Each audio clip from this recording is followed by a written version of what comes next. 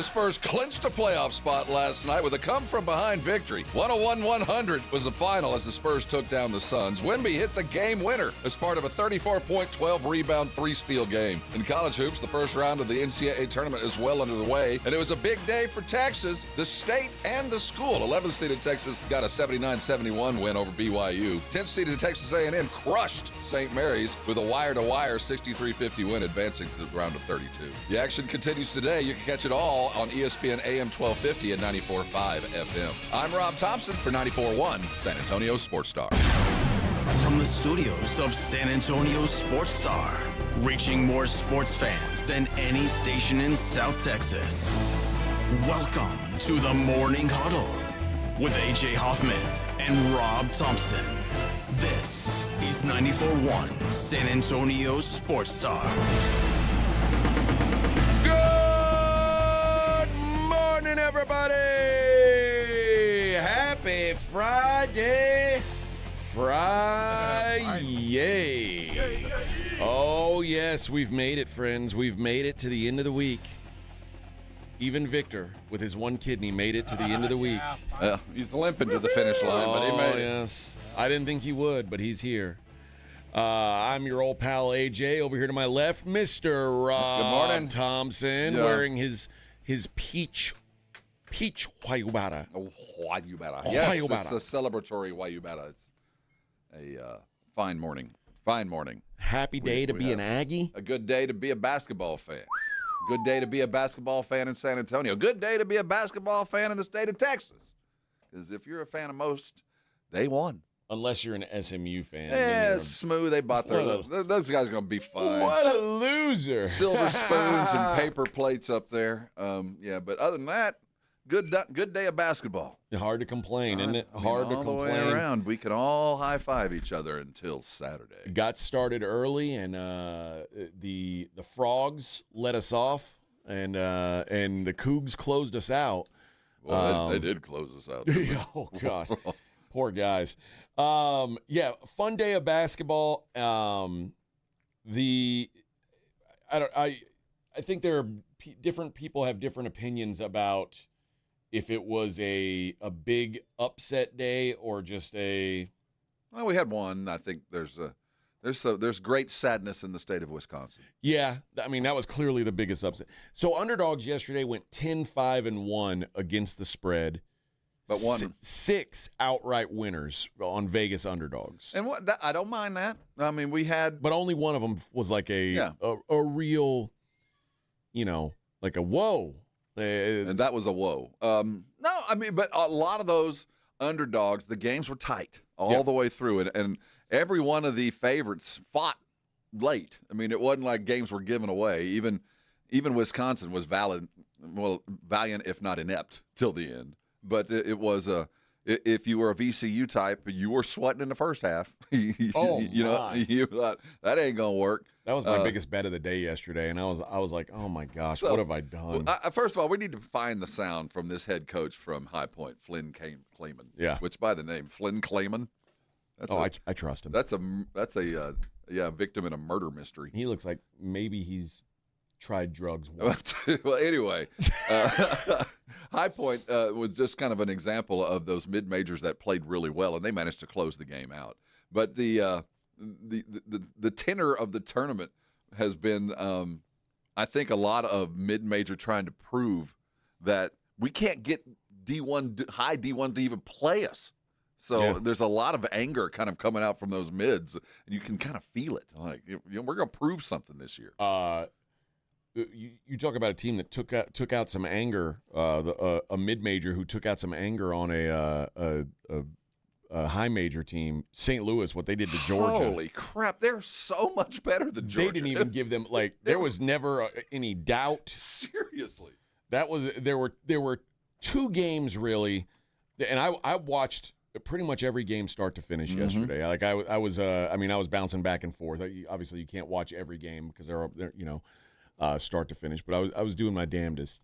And the only 2 games where it was never even momentarily in doubt was SLU versus Georgia and Nebraska versus Troy. Well, I'd throw A&M St. Mary's in there, you know too. what? Yep, you're right. A&M St. Mary's was never really in doubt. We need to talk about I have to reverse course on Bucky because we didn't see Buckyball last night. Nope. I don't know what we saw, but everything I bitched about all year long. They made adjustments, Rob. I'm talking about 30-second possessions. I'm talking about 4 or 5. I mean, it was, who are these guys?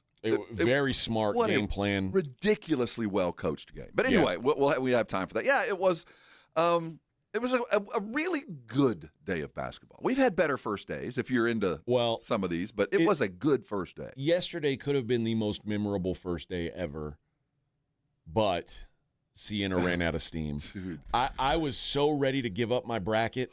Like, I was so ready to just say, well, I'm going to lose every bracket pool, whatever, big deal, because Duke was going to lose in the first round of the tournament to Siena.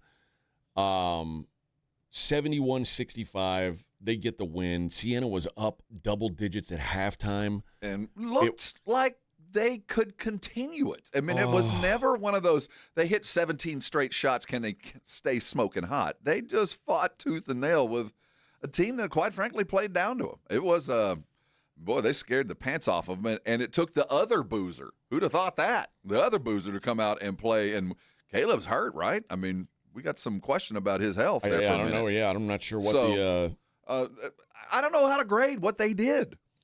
It wasn't good. No, well, I don't know. I don't know how good Siena was. I know it was competitive all the way through. Dude, here, you know what? And I want to get into this conversation a little bit deeper, but the craziest part of that game is that Siena had 0 bench minutes.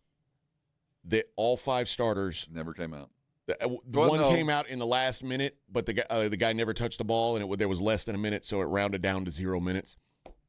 But I mean, I've never seen such a thing, and I think there's a real discussion to be had about, is that why they were close, or is that why they lost?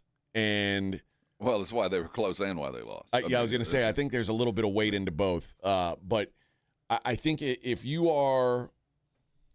that was your game plan going in, and it starts to collapse like it did in the second half, you could tell they were running out of steam. And remember, now Siena in their conference championship game did the exact same thing. Their starters played every minute. And there is no plan B, AJ. There's not like there was anything other than that, because you throw all of it out there and pray to God you're in a position to win. This is Siena versus Duke. I mean, you don't think there wasn't a plan B. It was you guys played till you drop, because there's nothing else.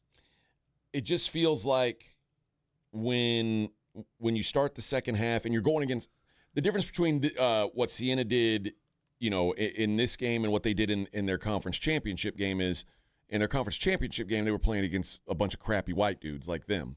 Well, yeah, but again, here they're playing against way, way better talent. Can you imagine what the second-string talent on Siena would look like? The moment that one chink in the armor and it gets away from you, you ain't getting it back. At some point, your stamina bar gets to the level where I'm telling there's you, AJ, diminishing returns. There is no alternative. Again, there is no plan B. I mean, I get it, and the fact is they're used to it. They did it the game before. I thought it mattered, but if I'm the coach, I'm rolling the dice, and I am certainly not putting a second stringer in the last 5 minutes of that game in. I'm just not. It's too tight. I'm not saying the last 5 minutes, but I think sometime in the second half when that game started to slip away, you had to find some time to get the guys 3 or 4 minutes just to breathe. But that 3 minutes, you're down 8 points. It's one of those, I mean, we got no plan B. We shouldn't be where we are now. I mean, Siena sitting there against the number 1 overall team. Yeah. I was a Siena Saint yesterday. Oh, dude. It was I was cautiously optimistic in the second half. I never felt like Duke was going to lose. I'll tell you that. Until it got about 7 minutes there, I thought, you know what? If you don't get things right, because the kid with the dark hair, the player of the year in that conference, whoever he was Doty. He was not going to miss. Yeah. No, there was nothing you're going to be able to do. Yeah, I wanted him to lose so bad. And Duke couldn't hit the broadside of a barn from 3. They kept chucking. They had no chance to make any threes. The problem was, I mean, Siena the free throw discrepancy, which was very deserved because Siena doesn't go inside. They were just, I mean, they were chucking, and it was hitting. But, like, if they could have just gotten to the line a couple times, but they led almost the entire game.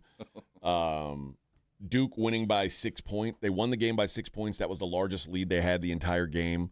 They never led by more than that. It was Siena gave them all they could handle. And, of course, John Shire, he told his lie at the end. I'm proud of us for playing like this. The paint was peeled when he walked in there. But he also said the other coach outcoached me, and he was right. No doubt. I got outcoached, so some of this is on me. Little Jerry McNamara.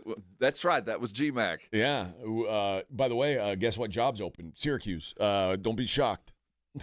I was when I heard that, I thought Jerry McNamara's almost won a title, a tournament game. If he would have won that game, Syracuse would have called him on Saturday right after they lost round 2. Well, I still think they're calling by noon today. They might. Man, he earned it.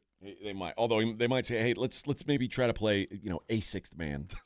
Well, like, do you have the good news is Syracuse, you might be able to get one. Imagine you're the sixth man at Siena, and all year long you've been like a key guy. You're one of the key rotation guys. You've worked your ass off. You guys you won 23 games, and you're like, man, I'm a real part of this team. And then tournament time comes, you get there, and they're like, hey, man, you don't need to tie your shoes today. Well, let me tell you, as a consistent bench sitter, you ain't going to play. I get pretty comfortable with Rob, the fact I ain't getting in today. If you're the 11th guy, that's one thing. I'm talking about the sixth man on a team that won their conference. The sixth guy, maybe. The seventh dude knew. Like, I don't even need to put my shorts on. This ain't going to happen today. I can't even get out there for a minute. I got my senior minute about 2 weeks ago against Hofstra. I ain't seen a court against Duke. You ain't even going to let me get a shot up. Get your girl and your mom there early for the layup line. I'll throw a dunk down for you, but that's all I can do. Oh, couldn't even get him on the floor. That sucks, man. That sucks. Y'all go ahead and fight hard. I'll be right here if you need any water. Yeah. There is a guy on their roster who participated. His participation is the percentage of minutes that he played this year. He played 45% of the minutes in their games all season long. I get the sense they won a lot of games and had a lot of pads. You know what I mean? I bet they did win by 15, 20 points more often than not. But he was probably a 15-point man. 45% of the minutes, and he didn't get on the floor in this game. That's tough. Well, the good news is I don't think Siena's a ripe transfer portal kind of thing. I don't think there's somebody coming in to take your job. I think that the seniors graduate and you get to move into it. Yeah, I think that's kind of how it probably works there. So the success is imminent, but you're about to lose your coach. Oh, you're also about Gavin Doty's going to go somewhere. Oh yeah, he can shoot. I wonder where he's going to play. He's Did you see only a sophomore. That High Point kid who had not made a 2-point shot all season long, and he didn't. He could have, but he didn't. Bunny that layup. He could have easily smoked it, man. He thought about it all the way there, but laid it in softly. Well, that's one of those times where you kind of wish you could dunk. Oh. And that guy was thinking, man, I really wish I could dunk because it would be a really high percentage shot. I watch it, and then he goes up, and then they throw that stat out right afterwards. I go, what? You meant all game, right? No, his first 2 points, year. all game. No, that's all year. That's his first 2 points all year. He'd hit a whole lot of threes. Because there is no – I didn't play a lot of organized basketball. Like I played a little when I was a kid, up until 8th grade. But there were times where it's like you've got sometimes the hardest shot to hit is the breakaway layup where it's just you by yourself. Mm-hmm. And you're like, oh, man. You're not used to the steps. Oh, man. You're acting instead of reacting. Yeah. We've all been there. You take off just a millisecond too late or too early, like, oh, no. And if you do, in that situation, you are on a low light reel for the rest of your life. I can't even imagine the pressure. That's why you act as if Wemby's chasing you every time you go to the rim. Yeah. Go as fast as you can. Holy hell. And don't even think about it. Don't think about dunking if you don't dunk. Yep. Trust me, I'm speaking from experience. Hey, congratulations. Congrats to High Point, though. That was, and you know what? To me, that wasn't like a shocking loss because High Point is good. They've been good all year. They were, I mean, they won 31 games or 30 games, like in the Big South. They didn't really play anybody. Well, I think there's that thread. I think there's a lot of coaches out there that are saying, "See, that's why they won't play us. We can't schedule games." Oh yeah, and it's a first-year head coach. I mean, it was a hell of a job. What's his name? Howitzer explosion guy. Flynn Kaman. No, Flynn Clayman. There it is. Clayman. Flynn. I'm telling you, Howitzer explosion guy. Yeah. Flynn Clayman. And High Point now owns the nation's longest winning streak at 15 games, 15 straight wins. Impressive. For High Point. All right, we'll go. We got to get into all these games today. Spurs win. Just a lot going on in the world of sports. It's the Morning Huddle 94.1. 94.1 San Antonio Sports Star traffic from News Talk 550 KTSA. Good morning. We have a closure on the southeast side. This is now due to an accident investigation. Fair Avenue, both directions, eastbound, westbound, is still closed between 37 to 81 on over to South New Braunfels Avenue. 35 southbound, Weidner to Thousand Oaks, northeast side of town, that's roadworks. Got the roadway reduced to 1 lane. 7-8 minute delay, stop and go from Olympia Parkway. I'm Debbie Alcacer, KTSA, Time Saver Traffic. This report is sponsored by AutoZone. Get in the zone. Starting stronger starts at AutoZone, where they've got battery solutions in the form of free battery testing, free battery charging, and replacement. Batteries that fit your needs. That's what makes them America's #1 battery destination. Get in the zone. AutoZone. The John Clay Wolf Show. Here's what's going on in the Wolf Pack. What about red flags for guys? I used to do this when I would date a girl. You go into the apartment, open the medicine cabinet. If there's more than one antidepressant, one's okay, but if there's two, wow. JD's the sensei, man. I can learn so much from you. Right. Okay. But do you sneak into their underwear drawer? Where else do you pry? The John Clay Wolf Show. Listen to the John Clay Wolf Show, Saturday morning at 8 on 94.1 San Antonio Sports Star. People, they're good. Good for laughs, for snorts, for cries, and goodbyes. People are good for doing nothing, or getting up to something. People are good for squad goals, and squad. People are good. For you, Jim Beam.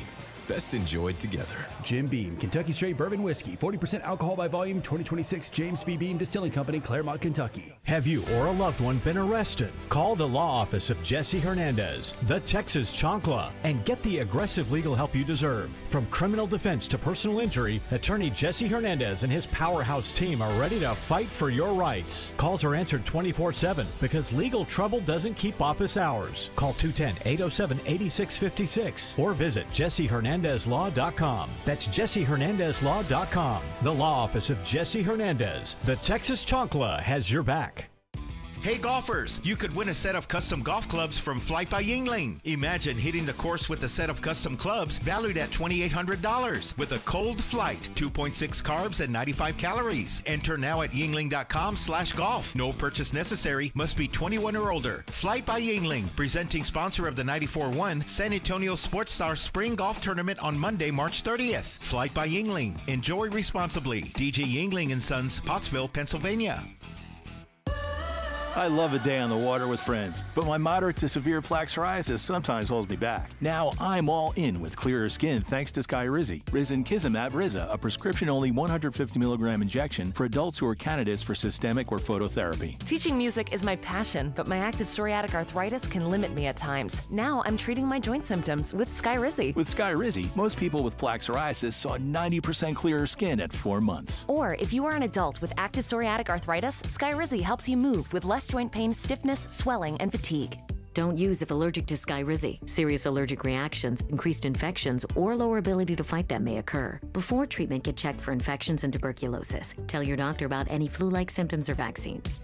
There's nothing like clearer skin. There's nothing like better movement, and that means everything. Ask your doctor about Skyrizi. Visit Skyrizi.com or call 1-866-SKY-RIZZI to learn more. Finding great candidates to hire can be like, well, trying to find a needle in a haystack. Sure, you can post your job to some job board, but then all you can do is hope the right person comes along. Which is why you should try ZipRecruiter for free at ZipRecruiter.com/free. ZipRecruiter doesn't depend on candidates finding you. It finds them for you. Its powerful technology identifies people with the right experience and actively invites them to apply to your job. You get qualified candidates fast. So while other companies might deliver a lot of hay, ZipRecruiter finds you what you're looking for. The needle in the haystack. See why 4 out of 5 employers who post a job on ZipRecruiter get a quality candidate within the first day. ZipRecruiter, the smartest way to hire. And right now, you can try ZipRecruiter for free. That's right, free at ZipRecruiter.com/free. That's ZipRecruiter.com/free. ZipRecruiter.com/free. ZipRecruiter. Guys, the tournament is back. You know what that means. The upsets, they're inevitable, and Underdog is the best place to get in on all of the action. You can make your picks and win money right now here in Texas, and it's so easy. You pick whether your favorite players are going to go higher or lower on their stats. Points, rebounds, steals, more. Who's going to carry their team during the tournament? You get those picks right, you could win up to 5,000 times your cash. How crazy is that? Keep an eye on these Aggies. They run up and down the court. Expect to have them in some higher scoring games. This week on Underdog, you got to get down with the tournament. Download the app today. Use that promo code ALAMO. You'll get $50 in bonus entries when you play your first $5. That's promo code ALAMO. Underdog. Make picks, win money. Must be 18 plus and present in Texas. Terms apply. See assets.underdogfantasy.com/web/play and get terms _DFS_.html for details. Concerned with your play? Call 1-800-MY-RESET or visit www.ncpgambling.org. You're locked on The Morning Huddle with AJ Hoffman and Rob Thompson. It's showtime!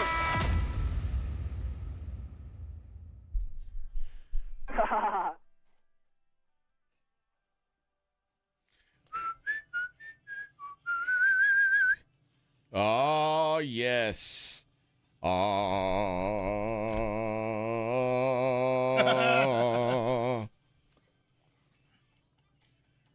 Hey, good morning, folks. Happy Friday. What a day it was. It's hard to have a disappointing day one of the tournament, I think. Yeah. It's almost always great. Because it's one of two things. If it's a boring day, that means your brackets were great. That is true. You know, if you just went through and said, yeah, that was a fine day of basketball. That means you won a lot of bracket winning games, but it's the upsets that really set the days apart. And we got one. I mean, we had a lot of underdog, but we got one. I do want to spend a little bit of time on each game and give it its due and see what we took out of these games. Let's start with I think there was a clear. You know what? Oh man, there's a 1 and 1A for game of the day. I think. I think VCU North Carolina was the game of the day. Yeah. A 19-point comeback, biggest comeback in first round history. North Carolina in their tournament history was 48-1 when leading by double digits at halftime. They are now 48-2. But we saw this team and knew they have no heart. We talked about it. This team has no heart. The biggest game they won this year was won by a dude that was sitting and watching. There's shallow a North Carolina team as I can remember. They don't have depth, and they relied on a non-scoring point guard to carry them through, and it just didn't work. And they blew free throws at the end of the game. Kudos to that big man for getting the shot up there at the end. Yeah. But then he misses the first free throw and tries to miss the second free throw on purpose and miss the rim. Nobody told him, dude, you got to hit the rim. No, I think he knew. I think he just botched it. Well, because as soon as it left his hands, he went, well, somebody no. should have said, dude, you got to hit the rim one more time, because the moment it left his hands, the game was over. Yeah. Well, all right, thanks for playing. But they didn't lose because of him, but he certainly didn't add any flavor to the game. I mean, that was just a very bad North Carolina, a very beatable North Carolina team. I mean, they got in on reputation. They got seated on rep other than what the real output was. They had a 19-point lead with under 15 minutes to go in the game. And from that point, they made 7 of their last 25 shots. And VCU came all the way back in. Oh, this is my favorite part. My one of my picks I had 3 underdog lineups. All 3 of them had Terrence Hill Jr. from VCU. I had higher on his points, rebounds, assists, which was set at 22.5. he just finished with 34, 5, and 5. I mean, the thing is, they played Tidewater basketball, and I think that's the best thing about how VCU won is they played and won in the way that they got there, what they're known for, the kind of guys that you expect to see on a Virginia Commonwealth team is there. That was a bunch of dogs that just kept attacking, just coming at you nonstop in waves and waves and waves. Scary team, eminently beatable, but scary team. Certainly. And, man, you know who their next opponent, I can tell you, won't go through a 7 for 25 run because next up they get the best offense in the country in Illinois. And if you got to watch any Illinois yesterday, oh my! Yeah. When they are clicking, and if you are under athlete, if you have lesser athletes than them, they are going to embarrass you. Because they're bigger than you at every position, and they're equally as fast, if not faster. Yeah, that's the team we saw back in January, and they're still flawed, but they look pretty damn good last night. That's a bunch of bad bitches. Lots of bitches. All those serious bitches on that team. Just a dominant showing against Penn. Never really in doubt there, but that's the next game. Now, if Terrence Hill again is, if he's a freak, then if who you knows? Can't handle pressure, they're going to crack your eggs, man. They're coming at you. But if you can handle it and break a press and keep the ball out of transition, I mean, you make sure they're going to press you when you on made baskets. So understand the timing of stuff. But yeah, that's a team that if you're coached well and you understand how to beat a press, and you'll be able to get down to the paint on them. But I thought that was the best game of the day just because of the comeback. And it's again, I picked VCU to win, so it's not like it was unprecedented. We saw it coming. But like I'll tell you, once they were down 19. I was like, well, I'm an idiot. I it is what it is. North Carolina's just they're better. As much as they showed up, I had a harebrained idea that Troy might have a chance. So I'm waiting for the Troy tip, and I'm watching the layup line, and I the more I'm up and they're talking about the game, and they're in the background, and I notice that there's these two little redhead brothers, and I'm like, who? Just as a joke, those must be coach's kids. Oh no, that's their best players. Well, yeah. So those two dudes started. I'm like, oh no! Oh yeah! Oh no! Yeah, that's who they're. Yeah, Rob, that's who their team is built around. Oh my God! Yeah, that didn't go well at all. You know what? Coming up next, we'll talk about that because Corn had the juice yesterday. It's the Morning Huddle 94.1. 94.1 San Antonio Sports Star Traffic from News Talk 550 KTSA.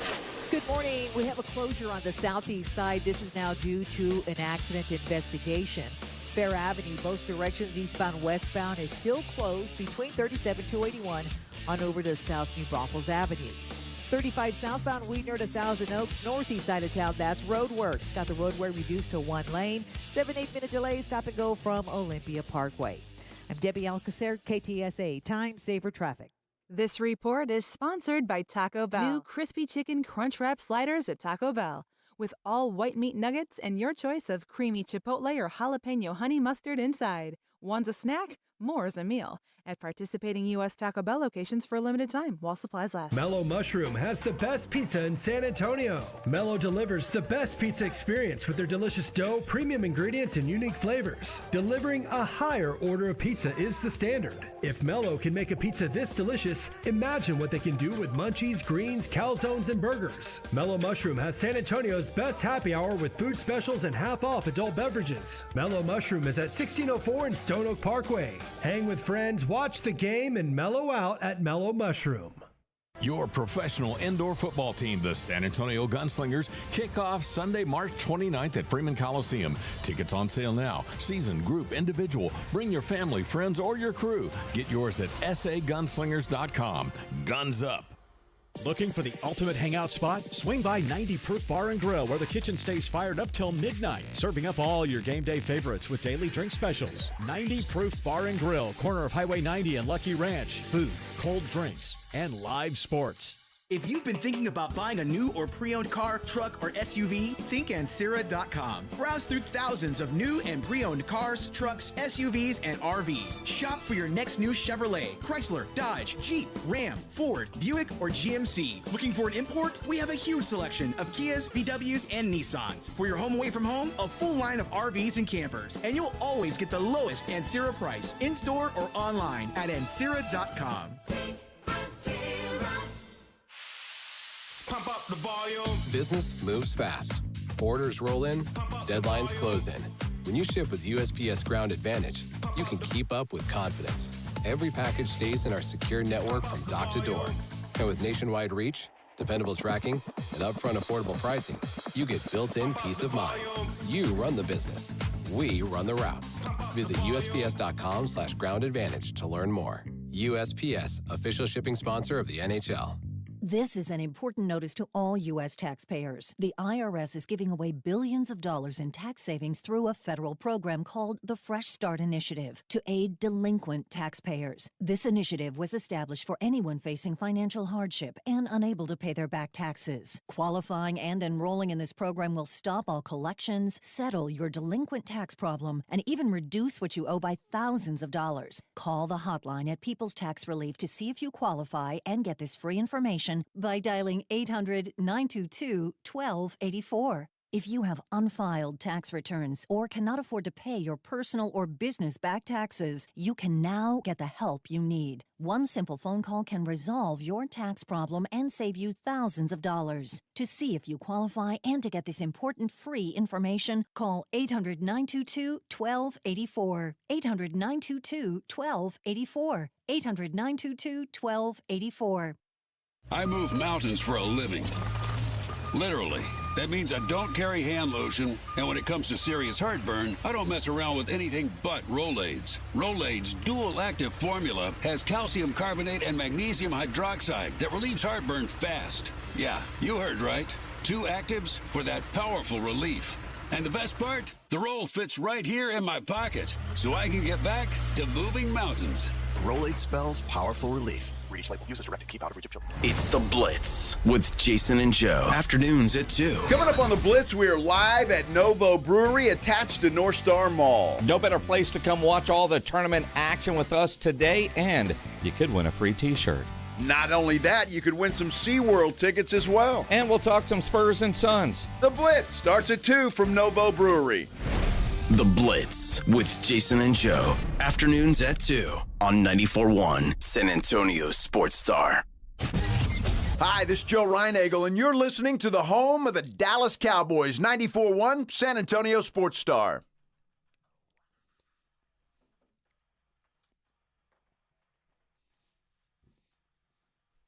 What? Oh, hey, good morning. You know it. I'm on the SA Sports Star Bracket Challenge 2026. Am I in last place? No. We're rocking along. You and I are. Well, there's first place, a Menifee 374. Congrats, Menifee. At the 99.9th percentile with 150 points, with Arizona winning it all. They're at number 1. And there's about 4 in second place, and then there's a lot at 7th, and you and I are included in that. Okay. All right. Down near the bottom. That's all right. No. The bottom goes all the way to. Oh, there's some bad stuff. Hundreds. We're in 7th place of hundreds. How's I want to know just how Jason and Joe are doing compared to us. I don't know where they are. Okay. Like I said, there's a lot. If Jason is also tied at 7th. He's in 7th. Okay. No. He's in 43rd. Oh, good. Yeah. Which means he's got 2 more wrong. Oh, what an idiot. Anybody who's standing tall thinking they're pretty good after the first day is coming. It's coming for you. Well, I assure it's coming for you. One thing I've never seen is Jason Minnick standing tall, so I know it's not him. Jason. Hey. I don't know what Joe's called his little call, his team. Vic, did you get in on this? Pleasure's also in at 43rd, which means they got 1 more or 2 wrong. Ha. I got to check right now. Losers. All right, so we talked the game of the day yesterday. If it was VCU North Carolina, Duke Siena had to be a close second. Siena made that game as interesting as they could. This was one of those again. If I mean, Siena didn't didn't give up the lead until there were 5 minutes left. Yeah, but did you ever think Duke's going to lose? I kind of did at halftime. At halftime, I was like, you know what, man? There's something's wrong with them. Like, well, yeah, there's something wrong with them. This is not. They're playing their worst basketball of the year right Rob, now. Remember yesterday I said if there was a 1 seed that had a chance to be beat. I didn't think they were going to lose last night. Now, it doesn't mean they got a chance to get further down the road. They got problems. They do. Their backcourt play is not good right now. But last night, I felt a whole lot more worried about North Carolina with 8 minutes to go than I did Duke.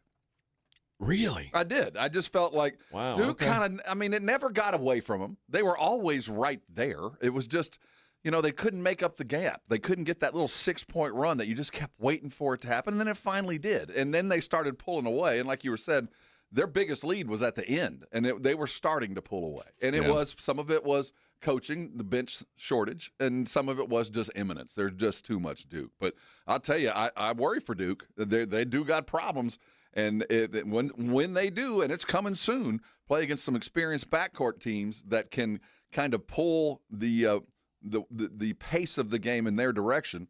It's going to be a whole lot more difficult than it was against Siena, I'll tell you that. Yeah, they switched to a zone in the second half, and Siena had a hard time shooting over it. One dude. What's that dude's name? Diddy? Doty. Doty? Yeah, he played pretty well. Elsewhere on the tier of games that were great, High Point, Wisconsin. It was... Wisconsin jumped out early, but then it became a game, and it was a game almost all the way throughout. It was never like a runaway for either team. Like I was saying before, this High Point team is legit. They are. It's not like a fluke. And Wisconsin, who is a bad defensive team, had a bad defensive day. They did what they normally do. They scored. They looked like a Big Ten team. They weren't fast enough. They could not keep up with Carolina's movement or High Point's movement. They just. Well played basketball game, well scouted. They took advantage of opportunities from Big Slope, that the big Aussie guy that had a great Big Ten game. Took him out, made sure that he was not going to beat him, and just outmaneuvered him. They're just quicker to the ball, quicker activity, better team. Wisconsin went down the way Wisconsin was going to go down. I'll tell you what, if High Point shoots 15 of 40 from three again, they've got a chance against just about anybody. Yeah, they're a good team, but now they're not going to surprise anybody now. No. There ain't going to be a shock to what they do because there's a lot of teams that do what they do. They're just really good yesterday. The other great game I thought yesterday was TCU Ohio State, the opening game, which came down to the end. TCU is going to get Duke in the next round. Yeah, it's going to be a slugfest, man. But I think that the sad thing is the way they play kind of feeds the way that Duke wants to play. And I think that the styles are going to be a problem for TCU because they're not going to out-quick you. They're not going to just out-team you. They outbodied Ohio State. That front line took care of business. Even though they're smaller, they were still they're a tough team. They don't play like you'd think a TCU team would play. This is Jamie Dixon's roughneck team. Without Ngongba, maybe Duke can be bullied inside. They're going to have to. But the sad thing is for TCU, the thing that they're good at is what Duke is good at too. So it's going to be a matchup. But if Duke continues to turn the ball over, anything's possible, and TCU's rugged enough to beat you down. They're not going to run away from you, but they'll pound you into submission. The other thing that happened yesterday for TCU that was huge for them, and again, they won the game by 2, so they needed everything to go their way.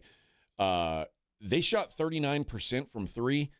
That's not what they are. They're generally a bad three-point shooting team, and they were hot yesterday. If they do that again, there you go, Duke. That's the kind of thing that separates you. If TCU can pull that out again, that's the extra that you don't expect to see.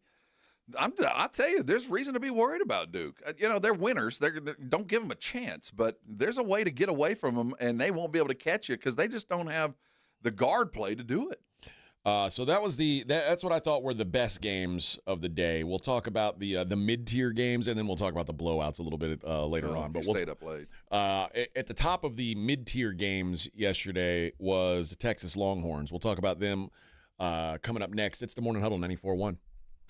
All right, fellas, quick heads up. The 94.1 San Antonio Sports Stars Spring Golf Classic at the Golf Club of Texas on Monday, March 30th. Yeah, it's officially sold out. But don't worry, you can still be part of the fun. Join us after the round for the ultimate golf after party at 90 Proof Bar and Grill at Lucky Road Ranch and Highway 90. Cold drinks, great food, and about 1,000 exaggerated stories about the one drive that almost hit the fairway. The sold-out Spring Golf Classic, presented by Flight by Yingling and sponsored by Jesse Hernandez, the Texas Chancla, Jim Beam, and Sarah Auto Group, On the Rocks Premium Cocktails, PPL Motorhomes, and Hornitos Tequila. This is the highlight of my morning. Hey, what's up? It's Island. And I'm Josh. And a little thing we love about the Chick-fil-A Bacon, Egg, and Cheese Biscuit is that it's our go-to morning comfort. And you've got that nice golden fluffy egg. With a soft, flaky biscuit. Crispy bacon. Melty cheese. You want something quick, you want something convenient, but most of all, you want something good. There's no better way to start your morning. There we go. Start off the morning with a Chick-fil-A Bacon, Egg, and Cheese Biscuit with Simply Orange Juice. Order on the Chick-fil-A app today. Real guests paid for their testimonials. I know that hiring can be challenging. You sort through tons of resumes and you get too many so-so applicants. You're just waiting for someone to match your role perfectly. Well, now, there's a place where you can meet them fast. ZipRecruiter. Need to hire right away. Start your search for strong candidates. The right fit awaits. Build your team. Build it sooner. Meet your match on ZipRecruiter. Just head to ZipRecruiter.com/free right now to try it for free, and you're on your way to meeting your match. 4 out of 5 employers who post on ZipRecruiter get a quality candidate within the first day. So try it now.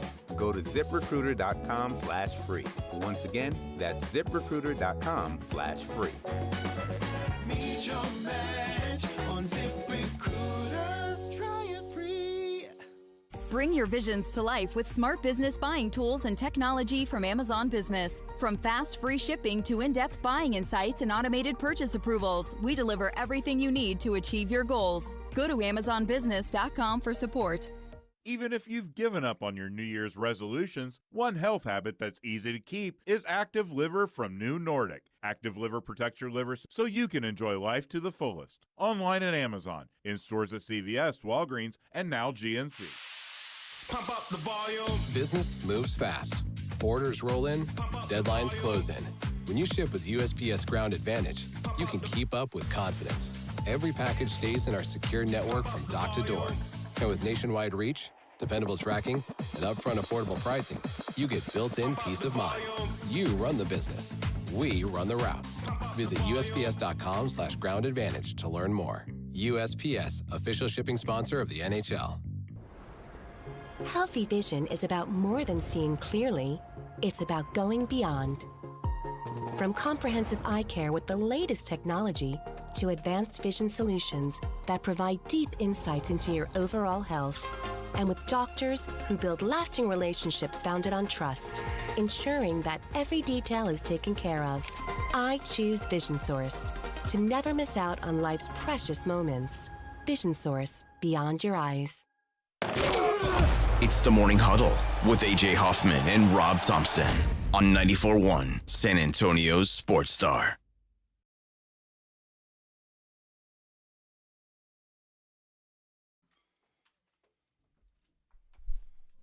That's just the way it is, Vic. Yep. Do you think Bruce Hornsby was happy that his stuff was sampled? Yeah. Here? I mean, he got him paid. Yeah. But, I mean, I think anytime somebody samples a song and it becomes bigger than it would have ever been without it. Well, it's a big song in its day. But, I mean, never this big. Well, I think it was like top 5 in the country for a minute. But Kanye, I mean. But, like, Tupac is a. I mean, Tupac. There's like. No, I'm not. It just seems like such there's a like dichotomy. a handful of guys who could ever use your song. You go, oh, okay, yeah, that, like. It'd be like saying, Paul McCartney wants to use one of your songs. You don't say no. No, I don't think it was mad. right? But, I mean, it was when he sampled Hornsby. Hornsby was a big name. Back when this happened, he was not a forgotten lounge act like he is now. Okay. Yeah, I guess. Yeah, but I don't think he minded, especially once the checks, because he performed in a time where checks probably weren't like they were in the 90s. Oh, I'm sure. Yeah, So- I just wonder if when he got the call, like, Tupac wants to use your song. I'm like, really? He ain't going to make fun of me, is he? Well, it's not Weird Al. Well, yeah. Weird Al, can I use your song? Not going to make fun of me, are you? All right. Texas. The calling the next couple of games mid-tier. I didn't know how to. What do you mean? Like in quality of play? Just because there's some winners in this mid-tier that have a chance. In entertainment value from just the game itself, that Texas game was entertaining. Competitiveness, and I agree. Well, it got competitive at the end, but for the most, it was never in doubt who was going to win the game. No, but you got Texas playing as good as they played all year, and then DeBanza putting on an argument to be the number one overall pick. Because there was one NBA player that I saw yesterday that was so good, it was apparent that he was the best guy on the court, and that was DeBanza. Yeah. I mean, as far as all-around game yesterday, nobody played better than A.J. DeBanza. Well, you're probably right, at least from an offensive standpoint. Modest Vokatitis made his claim, though. Vokatitis, he's a big old boy, man. He was so dominant.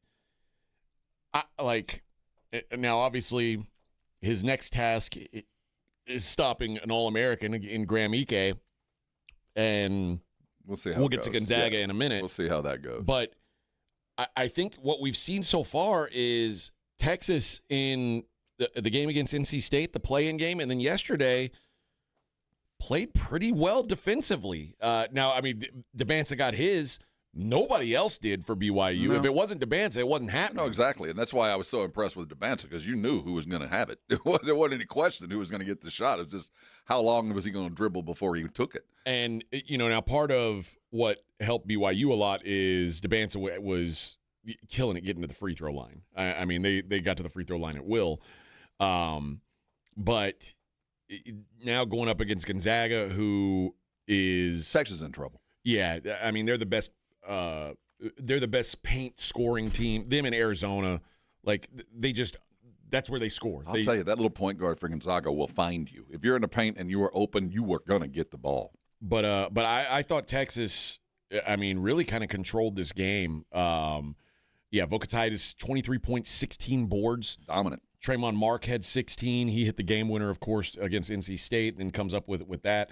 Yeah, DeBanza did all his part, 35 points, the most for a freshman in his NCAA tournament debut. He is the second freshman with a 35-point game in the tournament. That was the one other one who did it, scored 39 in the Sweet 16. Way back when? Against UCLA. Do you know who it was? Freshman against UCLA, 39. And this was in 2017. Oh, recent. I don't know. It either was going to hit me or it's not. Played for Kentucky. Was it the Brow? Oh, how about De'Aaron Fox? Was it De'Aaron? Yep, our very own De'Aaron Fox scored 39 in 2017 against UCLA. Well, I'll tell you, he's if he doesn't go number one, he's going number two. Yeah, it ain't gonna take long for somebody to say his name. And yesterday, if you hadn't seen him play, you probably walked away pretty impressed. Which means that Texas win is even that much more valuable, because this was. Now BYU was actually a pretty damn good team when they had point guard. Yeah, I mean, that was a tough team. So it was a good out for Texas.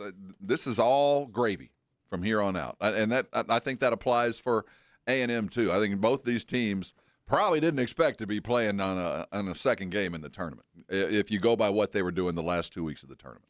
So the last 3 weeks of the season. So I think that both programs, this is a catapult. This is certainly a bounce off the diving board for both of them, because you'll go play for both these coaches if you watched them on TV. a game that almost turned into. Now I left this one in the mid tier because it was only entertaining at the end. It almost turned into a North Carolina VCU comeback, though, was the Louisville South Florida game. This is the one game that landed on the Vegas number. Louisville was a 4-point favorite. They won by 4, but they were up by 23 at one point and choked it all the way away. But what it boiled down to was South Florida's best player went 0 for 11 from 3. 0 for 11 from 3. The team 5 for 33 from 3. They couldn't. It felt like they were playing with. You remember when you'd go to the gym and you couldn't get a leather ball, so you had to use one of the rubber one. Yeah, so that ball was clanking off the rim for South Florida. Shots like 8 feet off the rim. They weren't even close. It was. I felt so bad for them because even the layups they had. How many buddies did they blow last night? A ton, man. They just stunk. It just wasn't meant to be, man. Yeah, I mean if they make any shots, Louisville was so imminently there to be beaten. They were ready to lose. I'll tell you, McNeely's a baller, though. I'll give him that. He had a game. He's not a bad player. But I don't know how they've got a lot to fix. They get Michigan State They're next. about to get squashed. They got a lot to fix. Vanderbilt and McNeese was scrappy. It was, yeah. Vandy won in the paint, which is not normally what they try to do, but they did. Their big man McLaughlin had a good game. And McNeese is not a bad basketball team. Nope. That was a hard fought game, and it made Vandy look worse than they are. I mean, it was a hard hitting kind of. You got to take advantage of every opportunity because nothing came easy for either team. It was a good win. It just wasn't pretty. And I left this game in the mid tier entertainment games, even though. And the only reason I did is because it was a low seed keeping up with a high seed. This was a really terrible game to watch. Gonzaga and Kennesaw State was the only competitive game in the late window. The last 4 games of the day were all blowouts except for this one. And the Owls were down 1 point in the second half, pretty late, and it was like, oh boy, this is maybe happening here. But then Gonzaga went on a nice little run and pulled away some separation. It's so not a typical Gonzaga team. It's just not normal. They certainly execute like a Gonzaga team. They're just different for whatever reason, and I'm not sure if this is a really good thing for them. You know, they're just tougher than I've ever seen a Gonzaga team play, and I don't know nothing about Kennesaw. I know they had some athletes on that team that were not going to give you anything easy. But it just didn't feel like your typical Gonzaga team. And it started to strike me later as the game went that they're so much tougher because they're just not as gifted as a lot of the other Gonzaga teams. So they're just what's their post name? Graham Ike. All-American, was second team, third team All-American. Yeah. He played like one. He demands the paint. He dominates the wasteland. And he lets you know he's dominating in the wasteland. They have a puncher's chance against a lot of teams, but moment they run up against some competitive speed along with toughness, I think Gonzaga might be in trouble. But right now, this is the toughest team I've ever seen few bring to the tournament. Yeah, it was again an uneven performance. I don't think they're going to have any problems against Texas. No, I think Texas plays a kind of style that might. I mean, the matchup between the bigs is going to be fun to watch. Yeah. But I thought that it was kind of the Graham Ike show. Jalen Warley played a pretty good game as well. But for the most part, I just kept expecting them to pull away, and they never did. Oh. And then I looked back, and it's like, okay, they out-rebounded them 45-34, so they're plus 11 on the boards. They won the turnover battle, and they were about even on free throws, and Gonzaga actually shot a better free throw percentage. And usually if a team played you way closer than they should have, one of those 3 things happened. Either they rebounded like crazy, you missed a bunch of free throws, or you turned the ball over a lot. And none of those things happened. So it's hard to explain why this was a fight. I don't know what to make of Kennesaw, because they played a really high average game. It wasn't nothing blew me away about what they did. They didn't shock me. There wasn't a guy that lifted them. They just made appropriate shots. They played solid defense and just kind of just got wore out late. And Gonzaga shot 3 of 18 from 3, and you go, oh, well, maybe that's why. Well, no, they don't. Kennesaw shot 3 of 17. It was an ugly game. It was terrible, but it was competitive. That Texas Gonzaga game's got points of view that's going to be very interesting because if Texas wins another one, oh no. I mean, now they become a real story of this tournament. And I mean, you mentioned it, in the first 4, they've got a coach who you feel like, oh, he's got a run in him. It wouldn't shock you. As long as they don't have to inbound from the side, they're all right. All right, coming up next, we'll take a look at the rest of the games from round 1. We'll start looking ahead to round 2. Plus, the San Antonio Spurs got another one. Clinched the playoffs yesterday. They're in, Rob. I don't know if you were worried about it, but they're in. They're safely in. Take the rest of the month off. Morning Huddle 94.1 San Antonio Sports Star.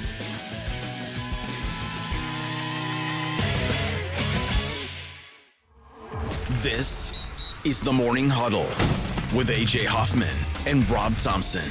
KTFM Floresville. This report is sponsored by AutoZone. Get in the zone. Starting stronger starts at AutoZone, where they've got battery solutions in the form of free battery testing, free battery charging, and replacement. Batteries that fit your needs. That's what makes them America's #1 battery destination.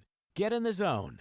AutoZone. Hormones can affect everything. Bad skin, bad hair, low energy, poor sleep, brain fogginess, libido, and weight gain. I'm Dr. Torres at the Institute for Functional Health, and we take a functional approach to your hormone problems. Eating right and exercise will not be beneficial without optimal hormone function. This goes for men and women. We do state-of-the-art testing to get to the root of your hormone issues and help you get well and stay well. I'm Dr. Torres at the Institute for Functional Health. We can help. 210-468-1891. George gets justice. The accident wasn't your fault, but now you're facing pain, bills, and uncertainty. You don't have to do it alone. At George Salinas Injury Lawyers, they listen, explain your options, and fight for what you deserve. No upfront costs, no stress, just real help when you need it. If you've been injured, it's time to get George. Call George Salinas Injury Lawyers at 210-225-0909 or visit getgeorge.com. George gets justice. GetGeorge.com. Trying to keep up with today's fast-changing digital landscape? With more ways to consume content than ever before, it is getting harder to reach your customers. You need more than just a presence. You need the experts at Conrex Digital. We craft websites that convert. We curate engaging content on social and blog channels. We generate quality leads through Google and Meta. We dominate your competition on streaming TV. Bold marketing, real results. Conrex Digital makes it happen. Visit conrexdigital.com. That's conrexdigital.com. Guys, the tournament is back. You know what that means. The upsets, they're inevitable, and Underdog is the best place to get in on all of the action. You can make your picks and win money right now here in Texas, and it's so easy. You pick whether your favorite players are going to go higher or lower on their stats. Points, rebounds, steals, more. Who's going to carry their team during the tournament? You get those picks right, you could win up to 5,000 times your cash. How crazy is that? Keep an eye on these Aggies. They run up and down the court. Expect to have them in some higher scoring games. This week on Underdog, you got to get down with the tournament. Download the app today. Use that promo code ALAMO. You'll get $50 in bonus entries when you play your first $5. That's promo code ALAMO. Underdog. Make picks, win money. Must be 18 plus and present in Texas. Terms apply. See assets.underdogfantasy.com/web/play and get terms _DFS_.html for details. Concerned with your play? Call 1-800-MY-RESET or visit www.ncpgambling.org. Progressive's accident response can detect and send help when you need it most, after a major car accident. But other accidents, you're on your own. Like when you accidentally call your wife Mom. When you accidentally say Happy Holidays on someone's birthday. When you accidentally wave at someone you thought was waving at you. We can't help with those accidents, but Progressive's accident response provides peace of mind after major car accidents. Progressive Casualty Insurance Company and Affiliates. Limited availability in California. Driver is responsible for emergency and towing charges not covered by the policy.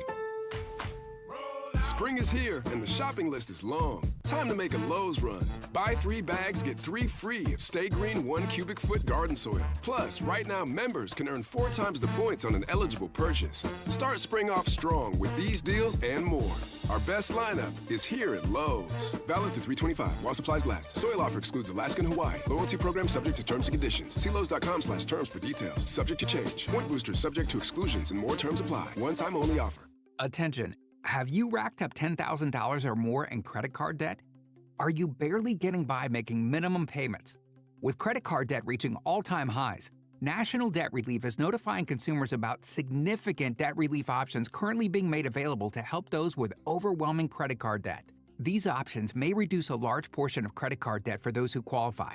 You don't need to declare bankruptcy or take out a consolidation loan, and you may only have to pay back a fraction of what you owe, even if you have bad credit. National Debt Relief has already reduced the credit card debt for more than 550,000 consumers. So don't wait. If you owe $10, $20, or even $100,000 in credit card debt, you can now take advantage of this financial debt relief as the cost of living continues to skyrocket. To check what debt reduction you may qualify for, call 800-224-5353.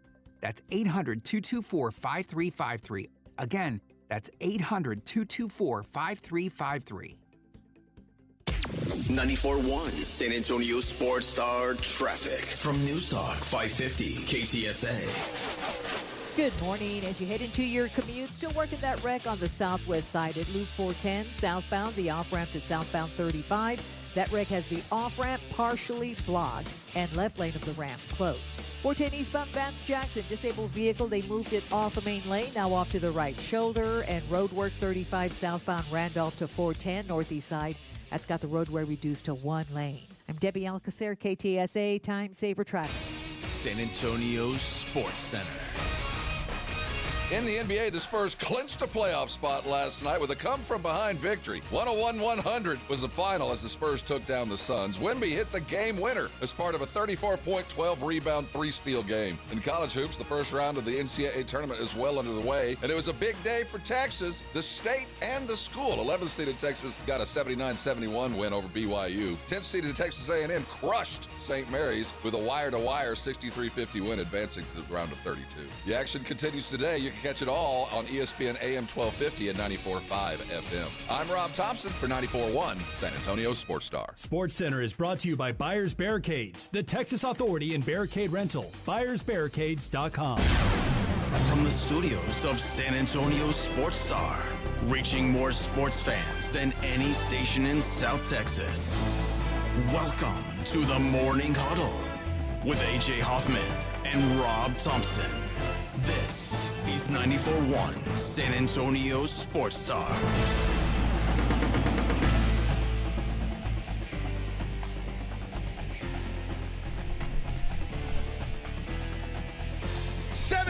On the Morning Huddle, 94.1 San Antonio Sports Star. Good morning, everybody. How we doing out there?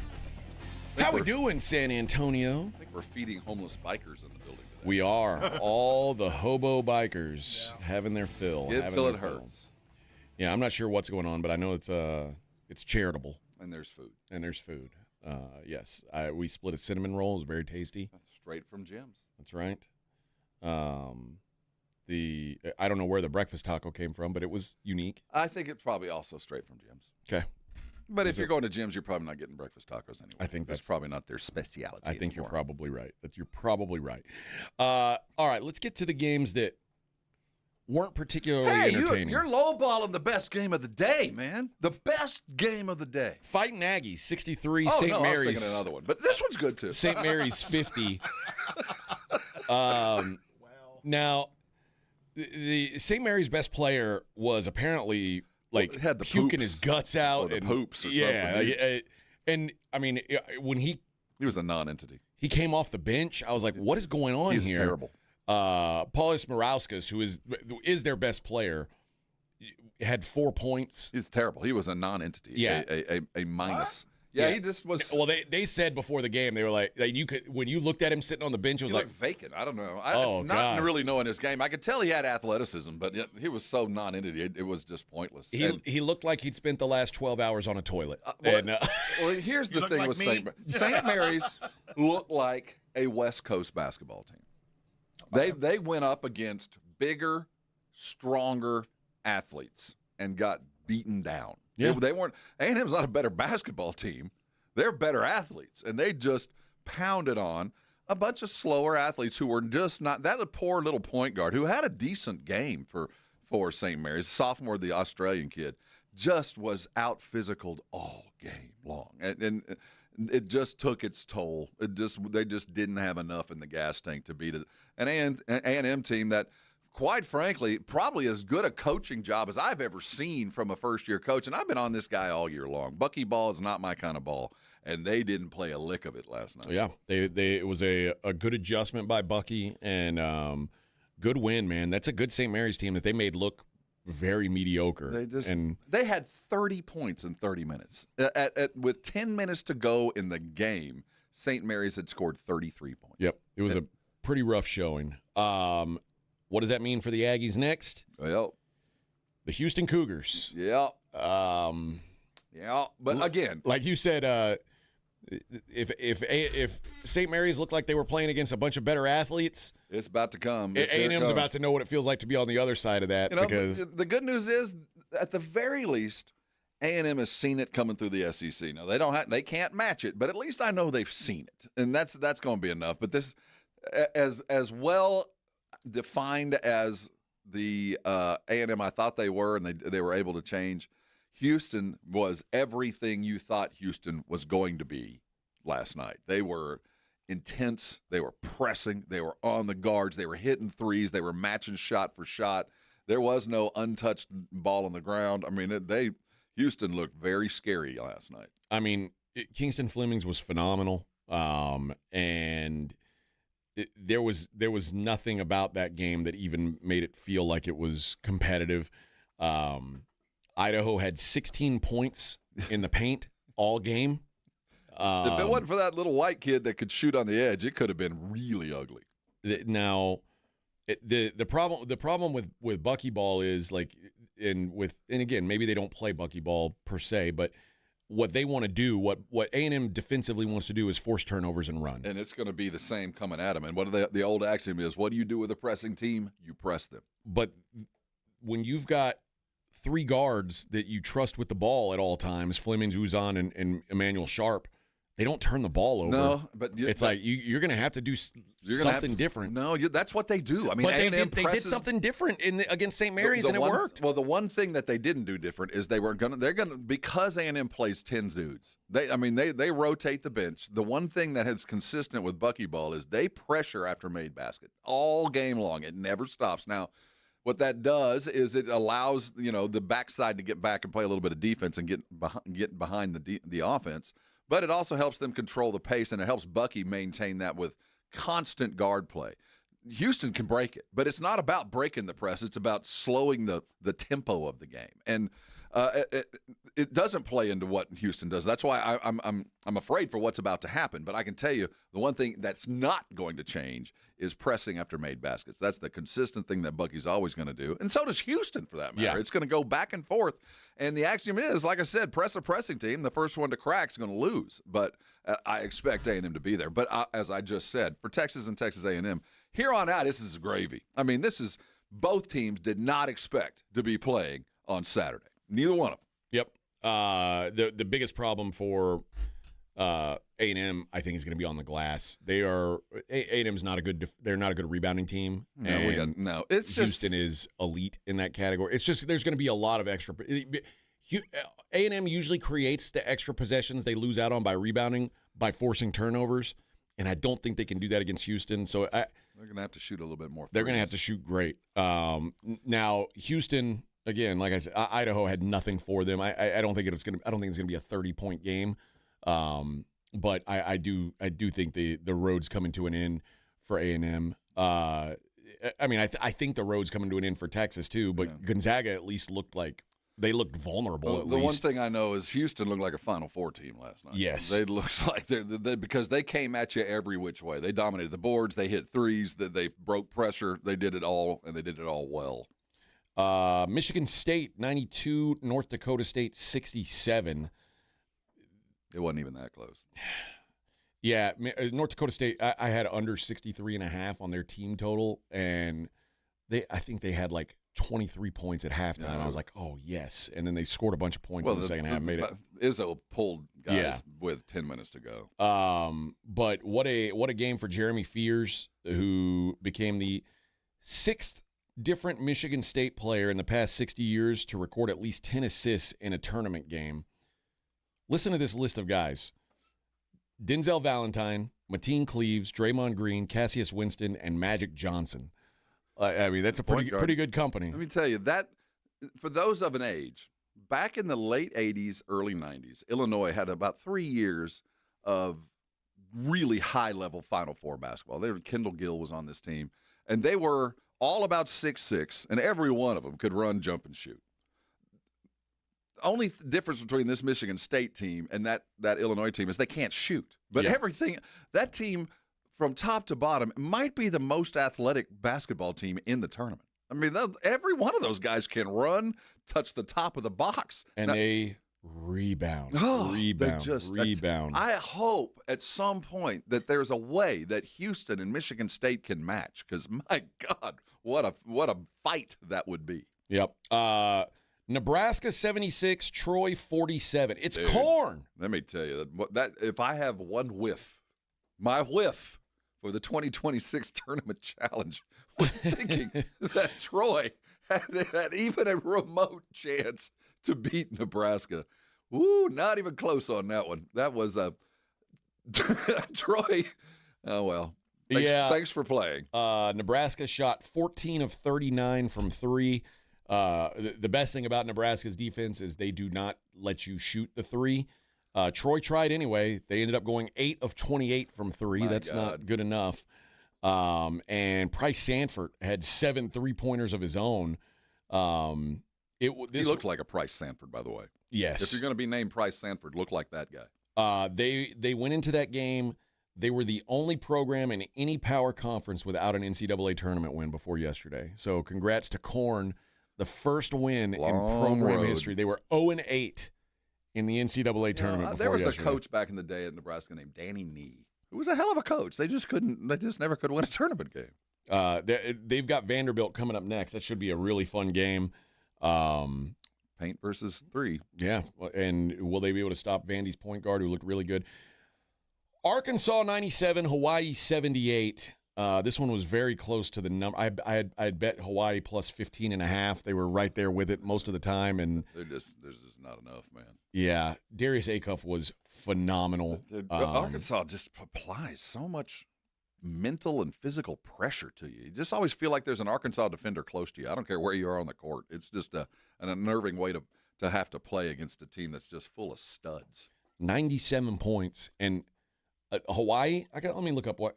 Let's see where. Hawaii is not the same. Their coach has changed their program. Let me see what Hawaii was defensively in the country this year. Hawaii they were 45th in defensive efficiency in the country this year. They were a really good defense, and Arkansas put up 97 on them. I don't think it was defense for Hawaii. It's their offense that's plotting, and it just helps to limit possessions with them. And that, Arkansas was going to have nothing to do with that. They sped them up from the get-go. The most points that anybody had put up against them prior was 87, and that was in overtime. Well, Arkansas that's the kind of team they just destroy. If you're not quick on the handle and you can't play man-to-man defense, you are in trouble against Arkansas, and they were from the get-go. Yeah, and it could have been worse. Arkansas was 4 of 21 from 3. It could have been way worse. If Arkansas would have hit some outside shots, this thing could have been ugly. But Acuff is just a pleasure to watch. He's so good. And they are just constantly attacking the basket. There's a kryptonite for Arkansas, but what Hawaii does ain't it. No, I don't think Hawaii is the answer. And I don't know that. I'll say this because they get High Point next. I don't know if High Point's the answer, but I do think there's going to be about 1 million points scored in that game. I think High Point better strap them on. Yeah, it's going to be an up and down game, no doubt. But good win for Arkansas to start the tournament. One of the most dominant games yesterday was Illinois against Penn. All 5 Illini finished in double figures. David Merkovich was phenomenal. He had 28 points, 17 rebounds, and 3 assists.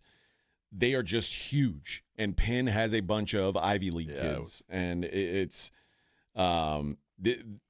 looked like the team that I was in love with earlier this season. Wagler's a hell of a basketball he's player. Good, man. I don't know if he's going to be a lottery pick, probably at least a first I think rounder. So, yeah. I think he's probably further away from being an NBA guard than than people think. But he's smooth shooting now. He's the real mover on that team. As he goes, Illinois will go a long way if he keeps playing that way.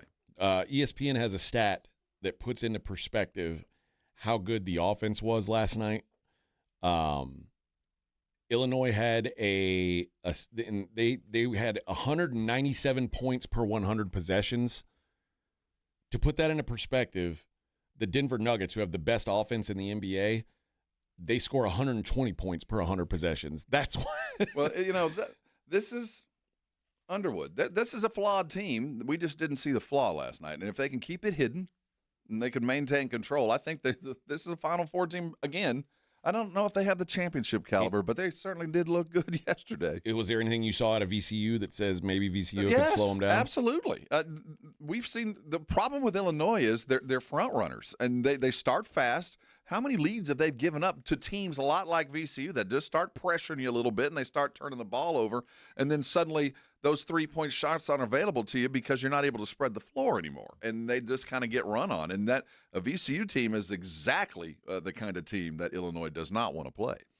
The last two games, Georgia, we talked about St. Louis doing what they did to Georgia was crazy. 102-77. 102 for St. Louis. What's his name? Milk chocolate or milk? They call him Milk Chamberlain. No, they're calling. What are they calling him? Slew Alcindor. Let me tell you, man, this kid there's no goofier looking basketball player in the history of the game, but he has the best passing touch I think I've ever seen. He's very good. Watch the way he delivers the ball. What's his name again? It's Robbie Avila. Just pull up a picture, Vic. He is everything you'd expect. But his ability to pass from the high post is world class. Not just kind of good, ridiculously good. He would be so much fun to play with because he puts the ball in your pocket.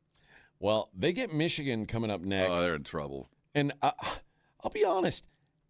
That game was like a 4-point game at halftime. Howard was hanging around with Michigan, and I've been saying I think Michigan is Michigan's a vulnerable in trouble, one man. seed. I told you, the Michigan's in trouble. That was not a very well played game. You can't go in it. You won that just because you had more Jimmies than they had Joes. And that's it. Ademara, who's like one of the best shot blockers in the country, I think he might have a hard time with Avila. Michigan's in trouble. Both Michigan and Duke have to do some serious soul searching overnight. They're going to have to figure out what exactly is going on here, because it's not one thing. It's not one guy being hurt. It's not a consistent issue. It's just things aren't meshing consistently with either team, and because they wear the target of a 1 seed, they're getting everything other teams have. The teams are ready for them, and it's apparent that there's something lacking from both. And the good news is they're both talented enough to squeak out against average teams, but the dollar values are starting to double. I'm worried for both of them. Yeah, Casey, it's Kareem Abdul-Jabbar. That is Kareem. But then they're calling him Slew Alcindor, which is, both are great. It's funny, but a great showing by him. And man, I think they're going to be. I think they're live against Michigan. I do too. Michigan. Oh man, Cadeau is. I don't know. St. Louis guards are going to. And I love these teams. St. Louis was this yesterday. I love teams that don't take off the gas in these tournaments at all.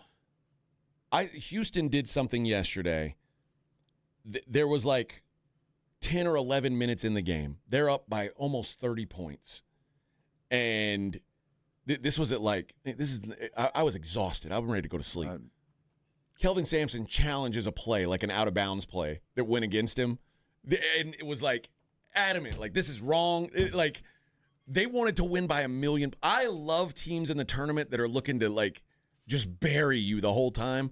St. Louis yesterday wanted to bury Georgia. Houston was burying Idaho. I love that mentality in the tournament. Well, you defend your players because those players get some gravy for stat lines like that. So if he doesn't come up with a stat, there might be some kind of award that this guy wasn't going to get. So he's fighting for his player. And it seems like they're piling on another team. That's not the case at all, man. You're fighting for your guy and the stat that he deserves. I'm all about it, man. I love playing for guys like that. Yep. It was literally just a ball that got tipped out of bounds, and he thought that the wrong finger tipped it. Let me tell you, there is one important stat to the Houston Cougars basketball team, and that is loose ball possession. How many loose balls did you get? And I guarantee you it's plus 100 by the end of the year. Dude, every game with him is like it's like you put a dodgeball in the middle of the gym, and then everybody runs and tries to get it at once. That's them. Ball on the ground, that's Houston, man.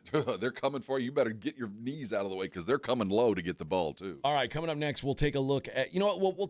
Coming up next, we'll take a break from the college hoops for a minute, and we'll talk about what the Spurs did last night. Then we'll jump back into tonight's games. It's the Morning Huddle 94.1 San Antonio Sports Star. 4. All right, fellas, quick heads up. The 94.1 San Antonio Sports Stars Spring Golf Classic at the Golf Club of Texas on Monday, March 30th. Yeah, it's officially sold out. 4. But don't worry, you can still be part of the fun. Join us after the round for the ultimate golf after party at 90 Proof Bar and Grill at Lucky Road Ranch and Highway 90. Cold drinks, great food, and about 1,000 exaggerated stories about the one drive that almost hit the fairway. The sold-out Spring Golf Classic, presented by Flight by Yingling and sponsored by Jesse Hernandez, the Texas Chancla, Jim Beam, and Sarah Auto Group, On the Rocks Premium Cocktails, PPL Motorhomes, and Hornitos Tequila. Honey, that flu keeping you up? Did you take NyQuil Intense Flu? Nah, I got this. Okay, I don't got this. Yeah, you need NyQuil Intense Flu. Undo your flu with NyQuil Intense Flu. NyQuil Intense Flu provides powerful relief of your flu symptoms so you can sleep. You do got this. NyQuil Intense Flu. The nighttime sniffling, aching fever. Best sleep with the flu medicine. Use as directed. Keep out of reach of children. Taxes was waiting on the refund you needed yesterday. All right, your car repair is going to run about $3,000. Now Taxes is getting back on the road with TurboTax and Credit Karma, where you can get your refund up to 5 days faster and get personalized guidance to take every dollar further. Now this is Taxes. Intuit Credit Karma with TurboTax. Deposit a federal refund into Credit Karma Money account and early submission of refund data by IRS required. Terms apply. Banking services provided by MVB Bank, Inc. Member FDIC. Credit Karma is not a bank. Hi, everybody. Joe Reinagle here for the Golf Club of Texas. I absolutely love the Golf Club of Texas. They've made so many improvements to the golf course, from brand new cart paths to resodding the greens and fairways. You might think it's a private club, but it's not. It's open to the public 7 days a week. Best rates are always online at golfclubtexas.com. That's golfclubtexas.com. The Golf Club of Texas, you know where it is, right there off Briggs Ranch Road off Highway 90. The Golf Club of Texas is the friendliest golf course in Texas. Big games, weekend trips, last-minute plans. That's why Bluebonnet Bunkin' Biscuits is opening their doors to new furry family members this month. With over 6,000 feet of indoor play space, 5 outdoor play yards, and fully trained staff supervising your pup's every move, your dog stays happy, safe, and active while you're away. Add grooming, training, and special one-on-one time to make every day, every stay unforgettable. Call 210-750-1298 today. Bluebonnet Bunkin' Biscuits.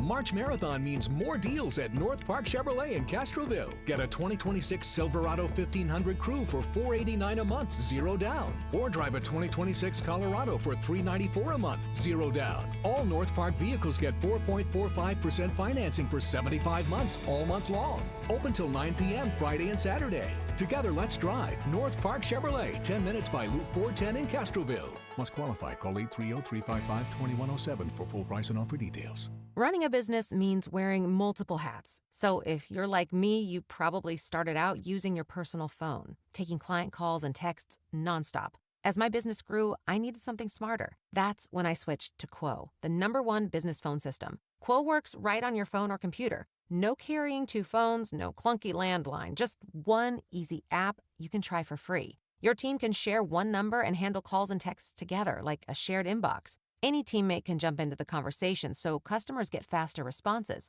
And Quo's AI assistant summarizes your calls and responds to customers 24/7, so you never miss a lead or opportunity. All this starts at just $15 a month. That's basically 2 coffees. You can even keep your current business phone number. Find out why 90,000 businesses trust Quo. No missed calls, no missed customers. Try Quo for free at quo.com/sports. That's quo.com/sports to try Quo free. QUO.com/SPORTS. If you get arrested, get out of jail fast by calling AA Best Bail Bonds, 210-225-2121. Text bail to 474747 or online mybestbailbonds.com. You don't have to call attorneys or anybody else. Don't be forced into a PR bond. If the jail offers you one, make sure you understand the conditions before accepting it. AA Best Bail Bonds. Nobody beats their price. They have payment plans. Call 210-225-2121 or mybestbailbonds.com. License number 149. Flight by Yingling is the presenting sponsor of the 94-1 San Antonio Sports Star Spring Golf Tournament on March 30th, and they're giving you the chance to win big. Register now to win a set of custom golf clubs valued at $2,800. Imagine hitting the course with custom clubs while enjoying a crisp Flight by Yingling, just 2.6 carbs and 95 calories. Head to yingling.com/golf to enter. No purchase necessary. Must be 21 or older to win. Enjoy responsibly. DG Yingling & Sons, Pottsville, Pennsylvania. It's the Morning Huddle with A.J. Hoffman and Rob Thompson. It's Friday, gotta get down on Friday. Everybody's looking forward to the weekend, Friday. Uh-oh, Vic, you ready? Are you ready? Let's hear it. Partying, yeah! Partying, yeah!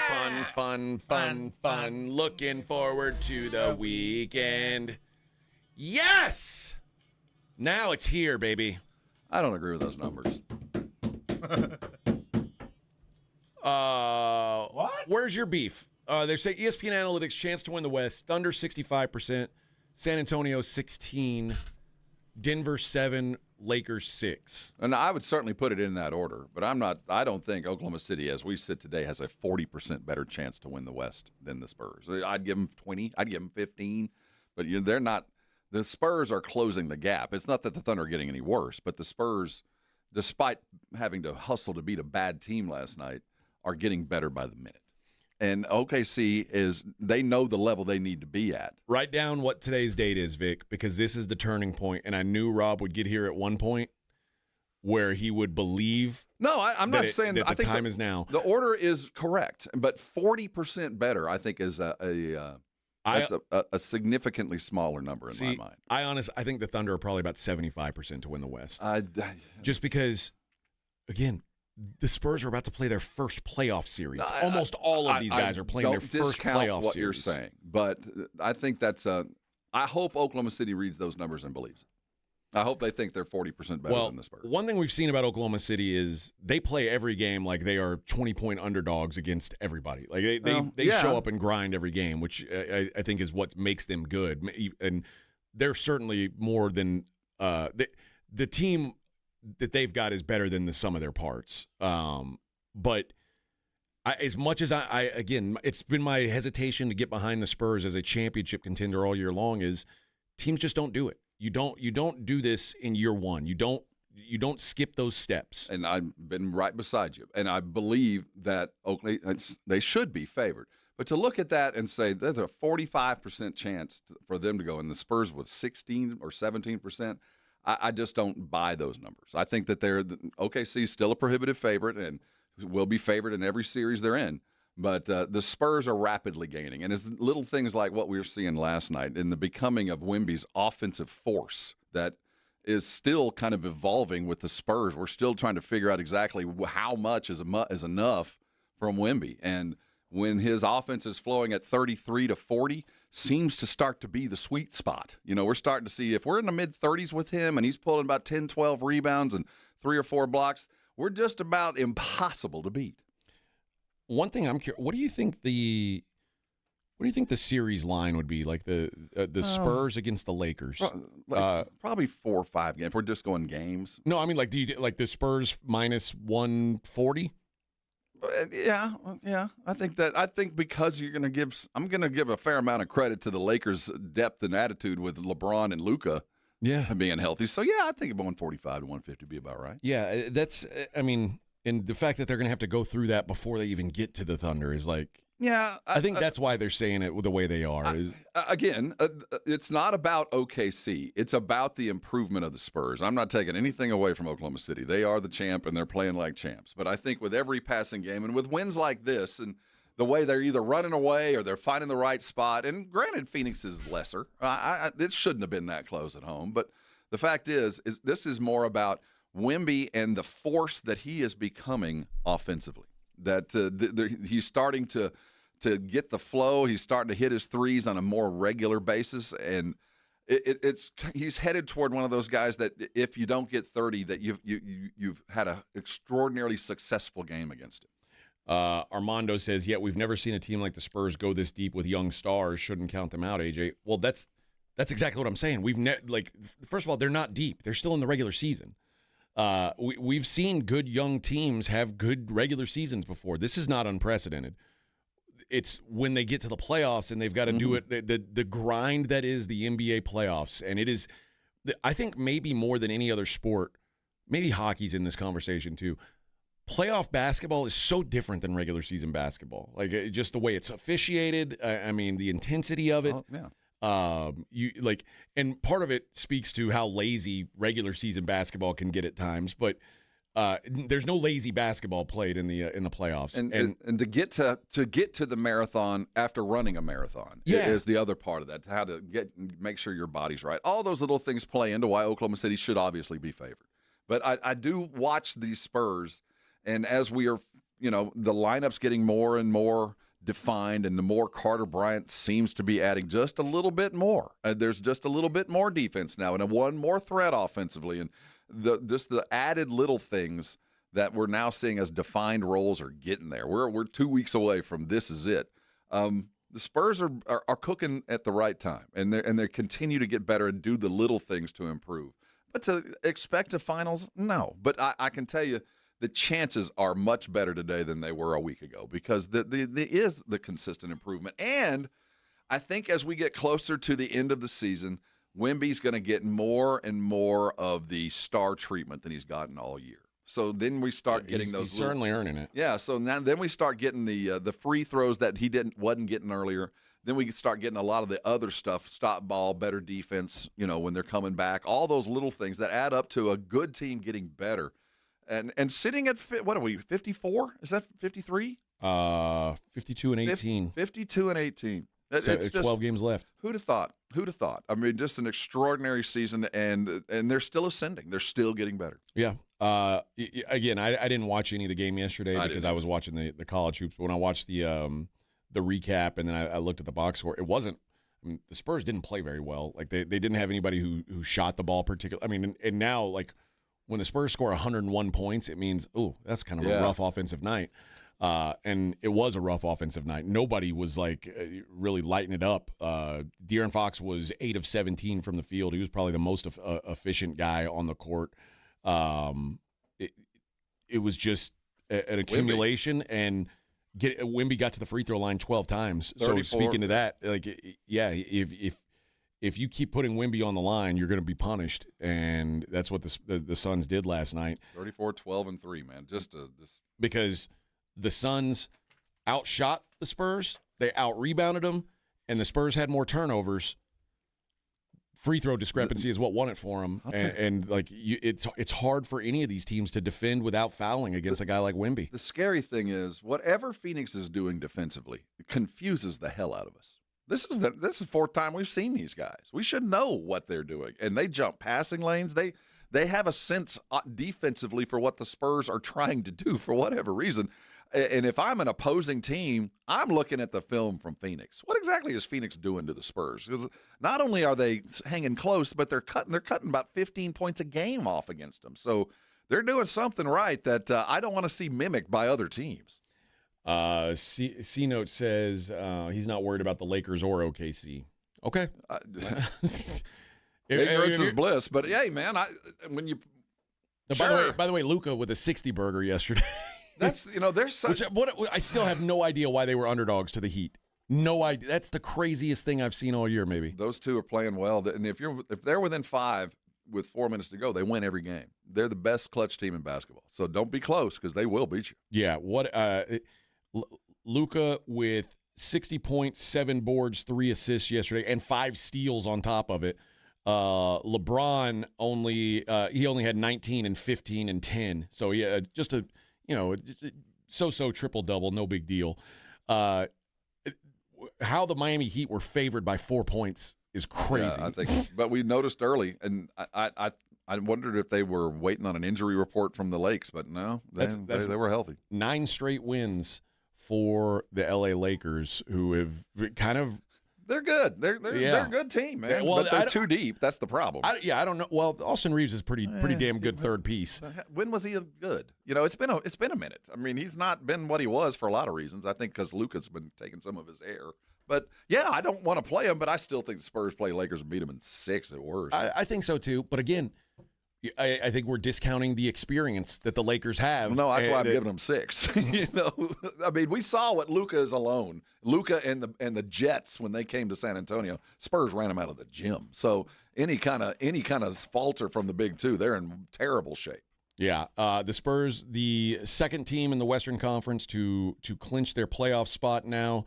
I think it's second team in the league to clinch it. Nobody in the East has clinched yet.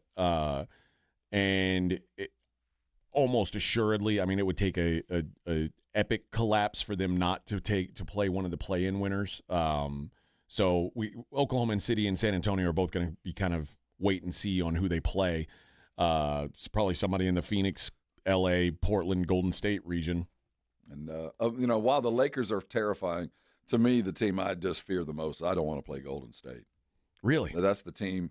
Because that means if they are where they think they're going to be, that means Steph will be healthy again. Golden State, because of the way Steph plays, has always given the Spurs trouble. We do not have a Steph stopper. We don't have one of those. They have a tendency to get under our skin. We're far better. It's not a matter of talent.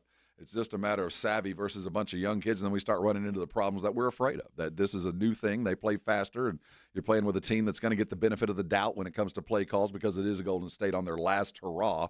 That's the team that frightens the fool out of me. Now, I mean, worst case is you lose, but I really think they could steal a game or two. So now you're playing with games that matter with Steph Curry and Draymond Green on a court. That's a nightmare. I tell you what, both Oklahoma City and San Antonio love to see right now. If the playoffs started today, the 3-6 matchup would be Lakers-Nuggets. Which means that one of those would be gone immediately. And I think everybody in the league would like to see that happen. Yeah, and it would be Denver. Denver going to take care of business. You think so? Yeah. Denver looks so bleh. But they have LA's number. That's one of those teams. They know how to beat LeBron, and they know how to beat Luka for whatever reason. Yeah, I don't know what's going on with Denver, man. It's been very rough as of late. And for whatever reason, the Lakers keep finding a way to win games. Like I said, eight wins in a row for the Lakers, 9-1 in their last 10. They're kind of like where the Spurs were a couple weeks ago, where it's just like, well, how do they lose? When do they lose? But yeah, the top 3 teams in the West really starting to separate now. The top 2 already clinched. The Lakers quickly becoming almost a shoe-in for the third. As Minnesota and the Rockets are another team that's on the decline.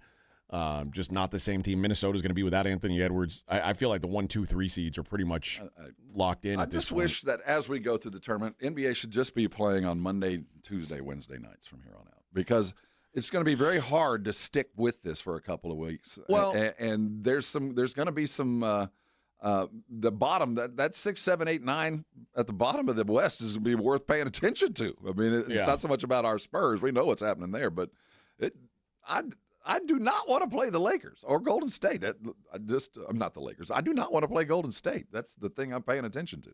Yeah, Golden State. They're terrible, but they look so bad right now. But you've got a feeling that come playoff time, they're going to look a little bit different. We saw Steph roll in alone earlier this year. He was all alone. We were at that game. Picked a fight, and then Steph decided, I'm going to go get 40 in the second half or whatever he did. And there was nothing the Spurs could do about it. Yep. But also I think the Spurs are a lot different team right They now. are, and they better roll whoever the play-in is. But if you're going in against the worst-case scenario, in a good scenario, the worst of the good scenario is to play a team that knows how to beat you, has the favor of the referees and the league. God knows we don't want to see Steph lose early. it puts a lot of eyes on TV during the playoffs. So the league wouldn't be upset, if Steph happened to take this to a 7-game series. Yeah, we talked the other day about the teams that we'd like the Spurs to be to avoid. And I had said Golden State and the Clippers because those are the teams that have experience. Yes, those are the teams that have – they're the two teams in that region that have guys who can take over a game. And right now, now that we sit here a week later, I'm not really scared of either of those teams for the Spurs. Scared is – no, I don't think they're going to lose. But one of those things about the early round series, you need to get out fast. You need to get out in 4 games because the longer you play, it might not ruin that first series, but that game 6 of the next series because you gave 2 games away against Golden State and your legs are just a little bit more rubbery than they would have been. It's those little things that make first-time runs that much more difficult because you let teams that you do eventually beat hang around for a game or two, that you didn't dispatch them the way championships teams do, that just get rid of them and move to the next. You eliminate all question or worry. And that's the thing that the first-year teams just don't know how to do. So you play a Golden State team, you beat them in 6, but you played 2 games more than you should have. And then you got a little tweak and you got a little problem, and then it just starts to snowball. So get out fast, beat the team, dispatch them, and move on. Don't learn on the job. Spurs now, even after a 1-point win yesterday, their point differential is plus 7.2. To put that in perspective, usually, over the last 20 years, the best team in the league is about a plus 7.8.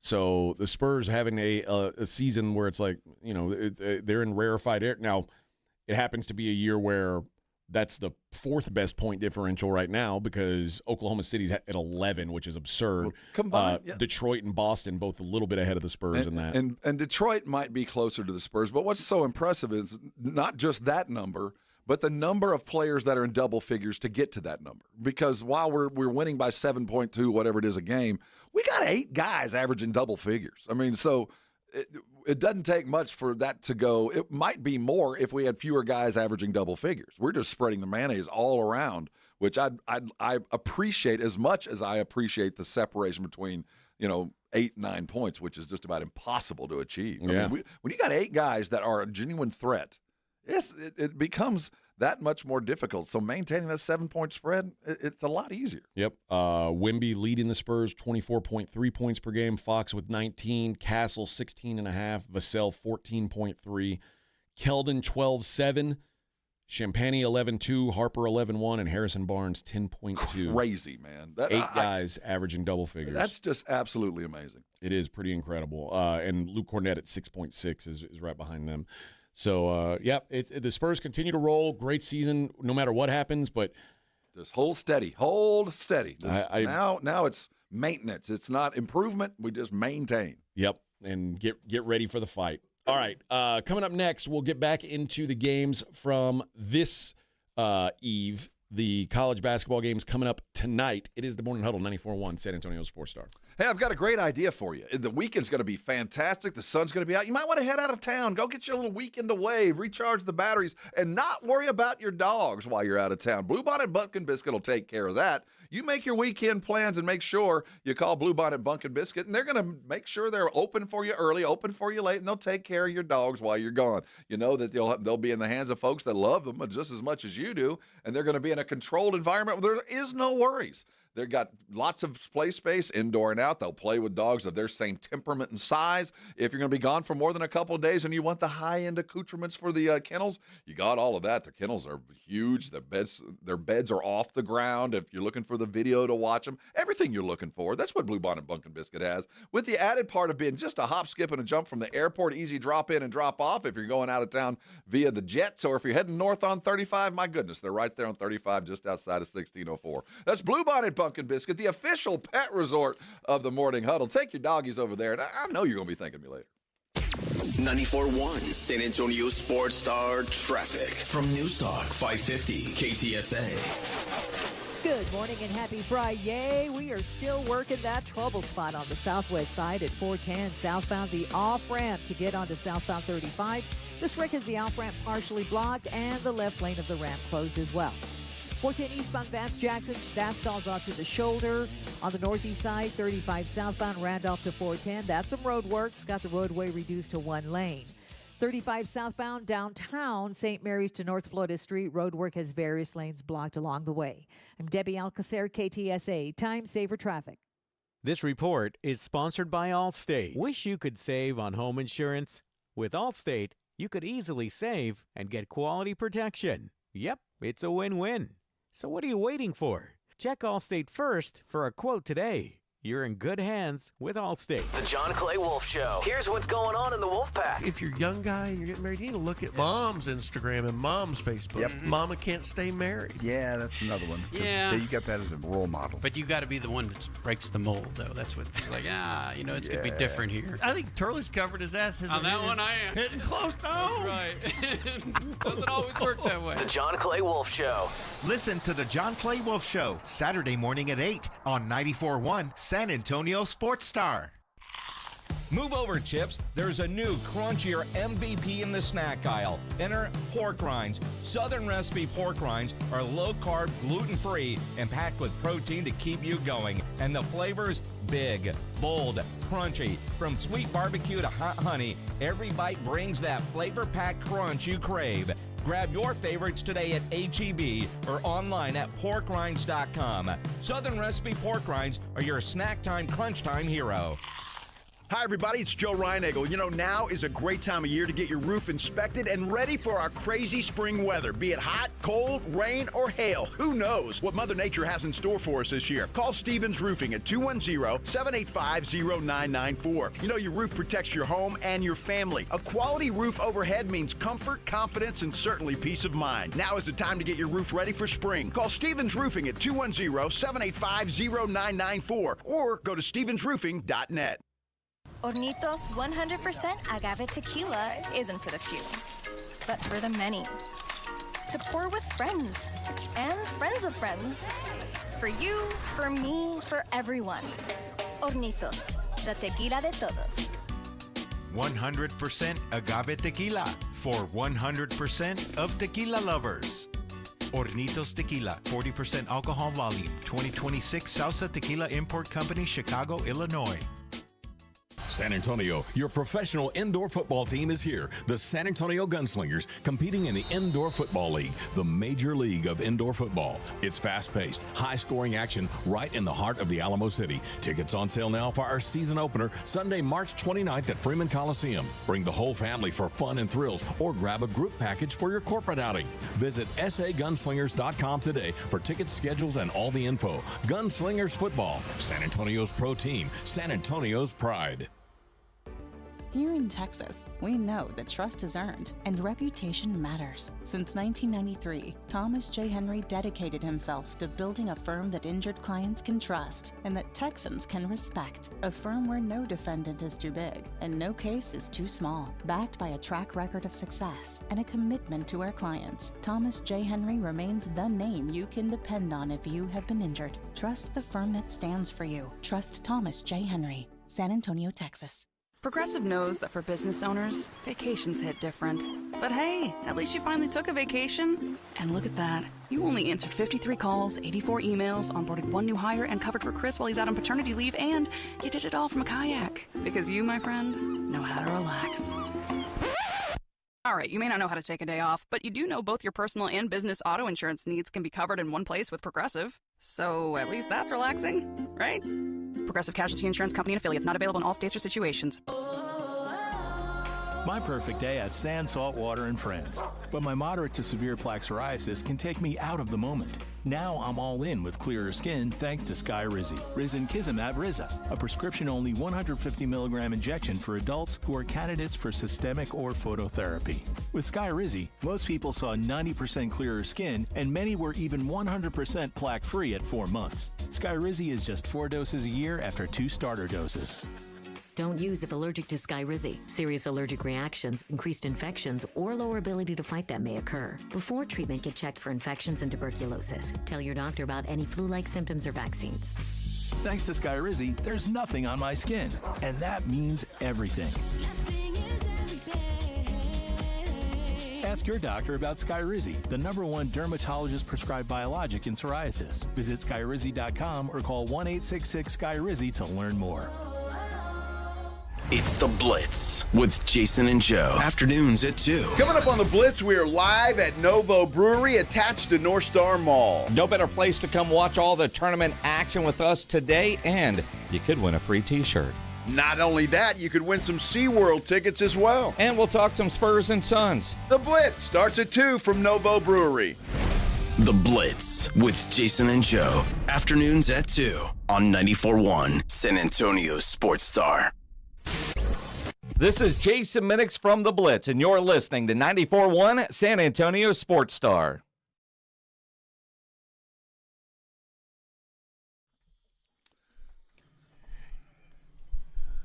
Tell him, Cube. I was reminiscing with my brother yesterday. I remember when the tournament, after a time, there were games you just never got to see. I mean, if you lived in Texas, you got these games, that was it. Yeah. You just got brief check-ins. We'll bounce you around the country and throw you 30 seconds of the biggest upset of the day, but we can't show that to you because you're in Texas and you get to watch the 45-point blowout. God bless technology, I'll tell you, right? the world is so much. And then they went to NCAA, started the streaming. You could get it on your laptop. And then the NCAA, they're all college educated, hence the NCAA. They gave you the boss button that would flash to like a spreadsheet. You could just hit that one button in case somebody came up behind you and it looked like you were working. Brilliant. And then you could just get it on your phone, and now you can watch every game all day long. Oh, yes. The world's a better place. If anybody's upset about the State of the Union, we can watch all the tournament games. Yeah, what are you worried about? There are other issues, but the good stuff's taken care of. The important things are that we've got them solved. They're solved already. Let's look at the games today. And we start with what I think is a good one. Santa Clara and Kentucky is your first tip today. Santa Clara is a go, spread the floor, take a bunch of threes. I think this could be a problem for Kentucky. I think they may have a hard time with Santa Clara. Yeah, if Kentucky's Jimmys and Joes just show up, they're gonna be bigger, faster, stronger. They're not a better team. I can tell you that right now. Santa Clara is because Kentucky's been banged up all year long. They've really never had a chance to coalesce. But there's plenty of talent on Kentucky. There's enough to go beat Santa Clara. I just don't think they can. I think Santa Clara's a better team, and in an environment like this, where it's a one-off and you haven't seen what Santa Clara can do. You have no idea. And they're probably going to surprise you. I mean, because your expectation of little West Coast school playing in a Catholic league or whatever they are, we're Kentucky. We're just going to roll in and do that. And they can't do that. That's not what Kentucky is this year. Yeah, Herb Sendek, who has been knocking on the door, finally has a chance to make something happen here. Yeah, I like him as a coach. I like this team. Wasn't he at Louisville? No, he was at somewhere. He was at Arizona State before, and then before that, he was at North Carolina State. He didn't spend time in the A-10 ever. Anyway, it doesn't matter. I remember him coaching against Kentucky. I guess it was North Carolina. Now, when he was at North Carolina State, he was he had like five years in a row. He won a tournament game there. He's a heck of a coach. He's had a lot of tournament success. And no one's seen Santa Clara. I mean, we've seen scores, but you've seen a highlight or two, but it's impossible to find those games unless you have some sort of magic box or a night owl because they don't tip till 10 o'clock. And I guarantee you, Kentucky, Santa Clara, they don't know who that is. A bunch of 18-year-old kids. And as for a coach like Pope to have to prepare these guys to go play a little tiny West Coast school, I don't care who you are, you expect to beat them if you're playing for Kentucky. Yep. This is a team that played St. Louis earlier in the year. They lost by 1 on a neutral court. We saw what St. Louis can do. We've seen they beat St. Mary's twice this year. I'm not that impressed with that anymore. Sorry. They went toe-to-toe with Gonzaga in the Kennel. Lost by 7 points in Gonzaga. What's the line? Santa Clara or a plus 2.5. 3, depending on the time of day. Those that know are giving him the credit. So, yeah, I like Santa Clara to win the game. I do too. I think they win it outright today. The second game is involving a team that I have backed in this tournament to a point where I'm a little bit uncomfortable with how much I've backed them. And mostly I backed them because I think that the there's value on them based on the narrative of the team, and that's Texas Tech. Texas Tech takes on Akron. The line right now is Tech minus 7.5. Let me tell you, if we learned anything yesterday, be very afraid of these mid-majors who feel like they've been snubbed by D1 teams, by coaches and players who know they tried to get games against big schools and couldn't. They wouldn't play them. And we've seen 3 or 4 teams. Now, not all of them won yesterday. But those mid teams, and especially when High Point coach came out and said, yes, this is who we are. We just couldn't prove it because no one will play us. I think when you talk about teams like that, Tech might be in trouble. Well, this Akron team, like Evan Mahaffey is a transfer from Ohio State. They've got guys who have down transferred, and they got guys who stuck around for this season and said, we want to make one more run. Very senior-laden team. 4 of their 5 starters are seniors. Worst case scenario. But Tech's bigger, faster, stronger. I mean, they should win. I'm not saying anything other than sometimes these teams are just better than the sum of their parts, and when you're wounded like Tech is, they're kind of the slowest wildebeest right now. 2 teams who shoot threes at a top 12 rate in the country, from a percentage standpoint. Difference is Texas Tech also really good at defending the 3. Akron really, really bad at defending the Christian 3. Anderson's an NBA player who's going to prove it tonight. All right, coming up next, we'll get into more of these games happening today. It's the Morning Huddle 94.1. On your ride to work, it's the Morning Huddle with A.J. Hoffman and Rob Thompson, KTFM Floresville. This report is sponsored by Staples. Want a great way to boost your brand? Custom labels at Staples will help packages pop, shipments stand out, and takeout boxes really take off. Shop now through April 18th and save 30% on all custom labels. Staples, that was easy. Zach Bryan with Heaven on Tour.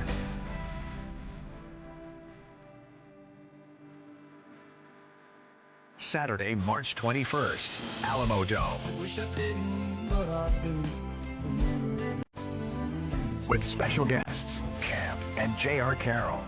Tickets are on sale now at ZachBryan.com. Don't miss Zach Bryan live. America's #1 destination for lifted trucks, custom builds, and off-road ready vehicles is here. Lifted Trucks San Antonio is on the corner of I-35 and Judson. Shop over 1,000 lifted trucks online at liftedtrucks.com or visit one of our Texas locations today. The Gomez Law Firm is San Antonio's leader in personal injury law, and we have Jose with the Gomez Law Firm here with us to share more. #1 priority is to let the people know that we are a law firm that's been part of this community for 50 years. Mr. Gomez, he's been a practicing attorney here since 1973. He's born and raised here in San Antonio, done nothing but help out personal injury victims. It's very important that we get that out to the San Antonio community because a lot of these attorneys like to come in here and act like they're from here, but they're all out-of-towners. They don't know what goes on here. If you've been injured, if you've been involved in an accident, you've been involved in a car wreck, call the Gomez Law Firm. We've been around for almost 50 years. And we're not going anywhere. If you or your family have been injured in an accident or hit by a company vehicle, you need to visit joegomezlaw.com. Call the Gomez Law Firm at 736-4040. And remember, Gomez Law fights. Get ready to swing into the official ultimate after-party experience at 90 Proof Bar and Grill. We're turning up the excitement after the big tournament with an epic celebration. See you at 90 Proof Bar and Grill, corner of Lucky Ranch and Highway 90, 90 Proof Bar and Grill. If you love to travel, Capital One has a rewards credit card that's perfect for you. With the Capital One Venture X card, you earn unlimited double miles on everything you buy. Plus, you get premium benefits at a collection of luxury hotels when you book on Capital One Travel. And with Venture X, you get access to over 1,000 airport lounges worldwide. Open up a world of travel possibilities with the Capital One Venture X card. What's in your wallet? Terms apply. Lounge access is subject to change. See CapitalOne.com for details. Whether it's day or night, hot flashes due to menopause can be unpredictable. That's why there's Veoza, a prescription treatment proven to reduce the number and severity of hot flashes day and night that can start working in as early as 1 week. Based on clinical studies measuring efficacy at 4 and 12 weeks, individual results may vary. Talk to your healthcare provider about what this may mean for you. For moderate to severe vasomotor symptoms or hot flashes and night sweats due to menopause, Veoza can cause serious side effects, including liver problems. Your doctor will do blood tests before and during treatment. Stop Veoza and call your doctor if you have symptoms of liver problems, such as feeling more tired than usual, decreased appetite, nausea, vomiting, itching, yellowing of the eyes or skin, pale stool, dark urine, or stomach pain. Don't use Veoza if you have cirrhosis, severe kidney problems, kidney failure, or take CYP1A2 inhibitors. Ask your doctor about Veoza. To learn more, call 1-866-239-1637 or go to Veoza.com. That's VEOZAH.com. During Lowe's Pro Savings Days, the job works in your favor. My Lowe's Pro Rewards members buy more and save more on materials they rely on every day. Get up to 25% off select molding when you spend $1,000 or more, and up to 25% off Pergo Evercraft laminate flooring. Put Pro Savings Days to work for you. Members get more at Lowe's. Valid through 3/27. Selection varies by location. While supplies last. Loyalty program subject to terms and conditions. Visit the Pro Desk or Lowes.com/terms for more details. Subject to change. 94.1 San Antonio Sports Star traffic from News Talk 550 KTSA. Good morning. Got a couple of new trouble spots. 281 northbound at Isom. That stalls off to the right shoulder. And a stall at I-10 westbound approaching Foster Road. Left shoulder blocked. Still have the wreck at Culebra at Callahan. The accident 410 southbound, the off-ramp to southbound 35. That has cleared. I'm Debbie Alcacer, KTSA. Time Saver Traffic. San Antonio Sports Center.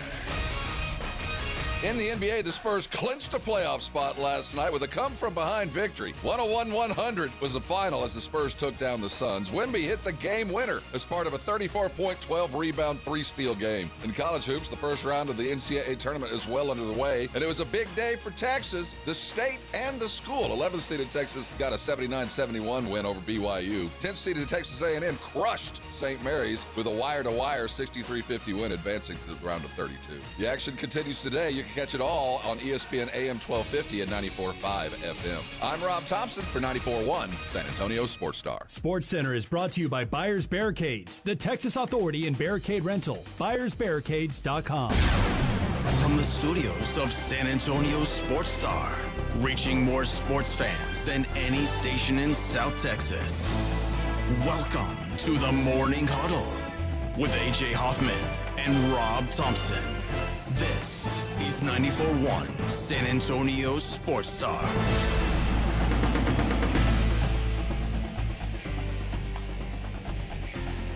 Wait for it.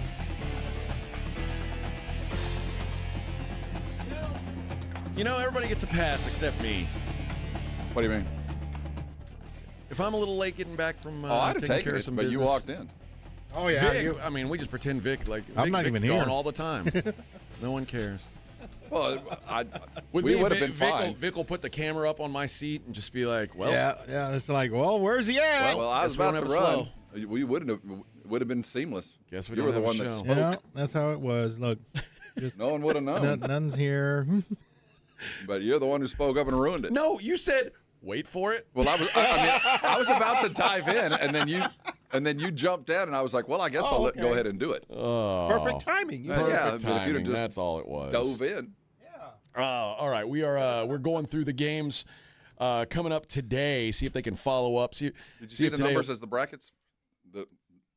After the first game, 41% of the brackets were busted. Ooh, I was still After in one game. I started out 2-0. After 5 games, only 3.2% of the brackets were done. I was were out by correct. then. After 16.04, there are only 14,000 total non-busted brackets yet. And the primary culprits, of course, High Point, Wisconsin. The other one was Texas over BYU, and of course VCU beating UNC led us to only 14,000 correct. We'll be down to none by the end of the day. You know what's funny is I always think that those the 11 when there's a play-in, almost always people just assume because they want to fill their bracket out when the bracket first come out, so they don't even know who they're playing, so they just put BYU through. Right. I think that's exactly what happens, and I don't think people realize because you're not paying attention. These aren't 16 teams that are going in. They're not the bottom 16. No. These are 11 seeds. These are teams that were going to be in the tournament regardless. They just had to be playing another game. Yeah. So I think that's been the fundamental change for those. We talked about the first 2 games today: Kentucky, Santa Clara, and Akron, Texas Tech.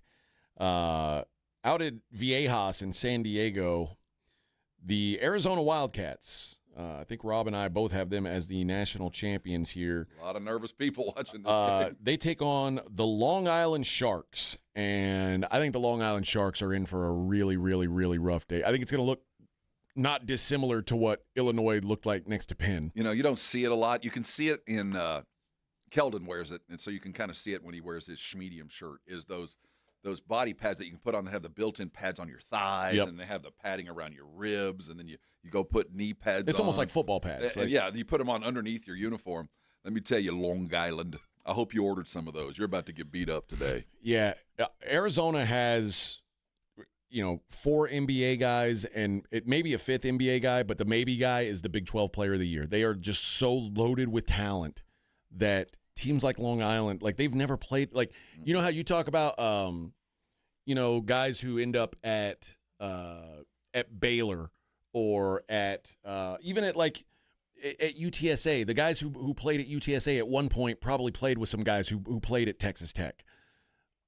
Guys who are playing at Long Island were never running in the same circles as the guys who were playing at Arizona. Like this is a different level. They've played against them because there was 1 or 2 of them on their AAU squad. They've been in the same room with some of these upper 5-star, 4 stars, but they ain't played a full game against a full team of them. And it's just, when you walk out, and everybody's 6 inches taller and 6 seconds faster than anybody you've ever seen, and they got 6 of them. Yeah. It's just one of those things. You've got to be so dialed in and so into what you're doing that you don't even notice who they are. And those teams are so rare. You got to see one of them yesterday in High Point, and that was they knew who they were. They were so dialed in on who we are, and they're going to force you to react to them.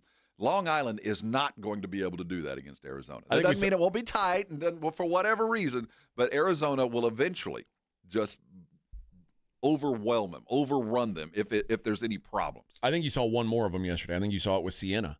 And it just wasn't enough. Like, you know what I mean? You think you can, and you just at the end of the day, just not enough. But I think this, far more than any other team, the way Arizona plays is they're not relying on 3-point shooting. We'll meet you at the rim. Of the 1 versus 16 matchups, Arizona and Florida, to me, like the 2 yesterday, Michigan and Duke. I mean, I certainly didn't think Duke would play as close of a game as they did. I didn't think Michigan would play. Well, I thought maybe that game would be about where it was, 20-point game, felt about right. But those 2 teams, like if you had said they could lose on the opening weekend, I wouldn't have been shocked. Florida and Arizona, because their game is so low variance, because they're bigger and stronger than everybody else on the floor, you put them up against these 16 seeds, these are like the least likely upsets to happen. It's just almost impossible because you're not going to shoot your way away from it. You can't. There's no way around it. Now, that doesn't mean Arizona can't go ice cold and miss a bunch of layups and get a couple of guys in foul trouble and make the game closer than it appears, or make it appear closer than it is, because when you're running at that kind of clip, there's not a bunch of 3-point shots that are made to pull away. You just kind of pound them and keep getting 2s, and then the old-fashioned 3s, and before you know it, by 6, then it's 9, then it's 14, and then it's 20, and then there's no way you can come back because there's just no space to breathe if you're Long Island. It's a much easier win. And the worst-case scenario is Arizona sat and watched a bunch of teams get upset yesterday. Yeah. I mean, they know they better set their alarm clock. They got to be ready because they saw what happened to those that weren't. Virginia takes on Wright State. So this is my dark horse team. State? Virginia. Oh, if good. Virginia, for any reason, gets knocked out before the Elite Eight, my bracket is done. Rob, I have Virginia in the Final Four. See, so you and I are of the same mind. I have a lot riding on Virginia and what I witnessed over the last month from what they did. So of all the games this weekend, that's the most pivotal one for me, because if they fall, dude, my bracket's wrecked. So, first of all, I don't think they're going to fall. They are 18.5-point favorites today against Wright State. The thing about Wright State is they are very, very reliant on getting to the basket. Like, they don't shoot the ball well. They don't really, kind of like Arizona, they don't really attempt three-pointers because they know they're not good at it. And they ain't big, though. They're fast. And the problem is, you can't really get around the basket when you play Virginia. Like they pack it in still to a point where it's impossible to get anything around the rim. So they're going to turn Wright State into jump shooters. That's not good for Wright State. I think Virginia blows this team off I the like floor. Virginia for the other side. Their offense, they got 5 dudes that can shoot. They can't, I mean, yeah. You can't lock them all down. Iowa State and Tennessee State. Iowa State is a 24.5-point favorite. One thing I will say about Iowa State, and we've seen them kind of be up and down this year, when they have played down against lower-level competition, it shows. Fairleigh Dickinson, 88-50. Grambling, 102-62. Stonehill, 96-57. Alcorn, 132-68. Eastern Illinois, 78-53. Long Beach, 91-60. Houston Christian, 89-61. There has not been a mid-major, low-major team play them within 30 points this year. Yeah. Like, they blow you off the floor if you do not have real talent. And unfortunately, Tennessee State does not have that kind of talent. They're probably primed for an ass beating here. And this game's in St. Louis. I'm guessing the Iowa State crowd is going to be very, very heavy. This should be a good game for Iowa State. I'll tell you a team that I do think is on upset alert. I think Alabama's on upset alert today, playing Hofstra. Hofstra, they remind me a little bit of High Point with what we saw yesterday. This is a team that has been knocking on the door for, like, these guys have all played together for a while. Speedy Claxton is a coach who's been there now. I think it's year 5 for him. Good old Spur. A lot of Spur fans got perked up right there for a second. And with the exception of like one bad run in the middle of their conference schedule, they've been really consistently great all season long. This team, they beat Syracuse this year on the road. They lost to Central Florida by 4, so they've played against high major competition. Now Alabama's a different animal, but they're minus their second best player. They're minus their starting center, or at least for the one that was at least for a couple of weeks the pro. And when you say their second best player, they're minus their best shooter. Yeah, and you kind of need to be able to shoot against this team because Hofstra defensively is the 3rd best rim defense in the country. So you've got to shoot over them, and now Alabama's without their best shooter. Yeah. I think 11.5 points, I think they can hang around here. See, there's the difference. Now, remember, we're talking gambling here. I do think, they're within 11. It's going to be really hard for Hofstra to beat Bama. But if it's a single-digit game late, why not? No, they're in it. They'll be in it to win it, but Nate Oates is a hell of a coach. They know that guy in there, so they're prepared. It wasn't like he's got hurt in the layup line before the game. Right.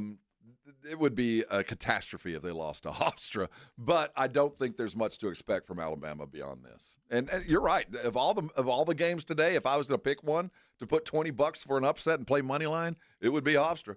I've seen Alabama in the last 2 weeks lose to Georgia and Ole Miss. And we saw Georgia. That was a pathetic excuse for a basketball game last night. They got boat raced by a lesser team. I'm not going to put it past anybody. Yeah. If you can lose to Ole Miss, you can lose to Hofstra. Yeah, you're right. But it would be catastrophic to lose to Hofstra in the tournament for a guy like Nate Oates. Considering the stuff that's going on behind the scenes, not a good thing. Utah State, Villanova. Another look out for this one. Utah State, a 1.5-point favorite here. This is tough for me. The Mountain West, which is normally like a 3-4 bid league, is a 1-bid league. So the Mountain West down, and typically the Mountain West sucks in the tournament anyway. With the exception of San Diego State making that run, Mountain West teams almost always lose in the first round. But I've told you how I feel about the Big East this year. I think the Big East is very vulnerable. I don't think any of these teams are very good. I like Utah State. I like Utah State too. They're playing in San Diego, in Viejas, a place where Utah State plays every year. I think Utah State beats them. And they've been in the tournament a couple times over the last several years. These guys know what they're doing. So, yeah, I mean, Villanova certainly has more Jimmies and Joes. But I like Utah State here for a lot of reasons, and primarily locale. They're basically home. They didn't have to travel. Nova had to get on a plane, fly across the place, and they're under-talented. They're not what you'd expect Villanova to be. Now, Rob's guys, this is a big one for them. The Red Hawks, Miami of Ohio. Rob's darlings. Slapjack and the Red Hawks. They take on Tennessee in deep, Philly. Deep, dark trouble. Tennessee, an 11.5-point favorite. And, if Miami, Ohio shot the ball so well against SMU, I don't know if the athleticism difference even really mattered. It's going to be the athleticism difference between SMU and Tennessee, though, is still pretty wide. I've been a Miami of Ohio doubter. I had to eat a little bit of crow after that first game. I go ahead and get me a second helping ready because I'm going to be on Tennessee again. Yeah, it's hard not to. It really is. Now, 10 might be a big number. 11 and a half. 11 and a half, that might be a big number just because with 3 minutes to go, if they're down by 20, I know that they're capable of running a 12-point run on 4 shots, and they can cut a lead. But can they beat them in 40 minutes? That is such a huge ask against a team that has been underperforming. They did not perform to the level of their talent. No. I think the coach would be the first one to tell you that. So, and they're better than that their record shows you because there's more talent there. And speaking of coaches, there's some coaches who get a reputation for being winners in March. I mean, Tom Izzo is one of them. There's guys who, what they do in these tournaments is what they're remembered for. Rick Barnes is kind of the opposite. Rick Barnes has developed for a guy who went to a Final Four early in his career and has not been back since and has certainly had the talent to do so. Most people think that Rick Barnes is kind of an underperforming tournament coach. Maybe Miami of Ohio can come up and bite him. I don't see it happening. It's kind of like when you look at this Rick Barnes team, this isn't a typical Rick Barnes team. The guys are close to it, but normally you think of Rick Barnes in Tennessee, you think a bunch of thick-legged front line dudes that are just going to dominate and a point guard that's going to deliver the ball on time, on target constantly. Can't shoot, but they'll defend the hell out of you and execute you and beat you. That's not them, but they are certainly big and strong and fast enough to run by a team like an Ohio Valley team that no one even got a look. Yeah. Tennessee. Those guys aren't ready. All right. Coming up next, we'll continue rolling through the Friday schedule. I got to tell you about the San Antonio Gunslingers, baby. Gunslingers football is back, and the first home game coming up March 29th. That is a week from Sunday. They're going to be playing out there in the Freeman, and I'm excited for it, man. Explosive indoor football action back here in San Antonio. It's fast, high-scoring, thrilling ball. And if you haven't been to one of these games, you got to check it out, man. You're literally on top of the action.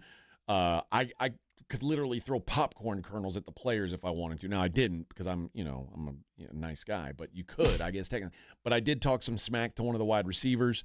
He talked some smack back to me. It was a great time. It is great family fun. It's perfect for all ages, and the tickets are affordable. They're on sale now. Grab yours at SanAntonioGunslingers.com. You can get single games or you can go with a full season package. Make sure you're out there Sunday, March 29th, 3 o'clock against the hated Tulsa Oilers. Everyone hates the Tulsa Oilers. Support the Gunslingers, pack the Freeman. Let's make some noise. SanAntonioGunslingers.com. 4. All right, fellas, quick heads up. The 94-1 San Antonio Sports Stars Spring Golf Classic at the Golf Club of Texas on Monday, March 30th. Yeah, it's officially sold out. 4.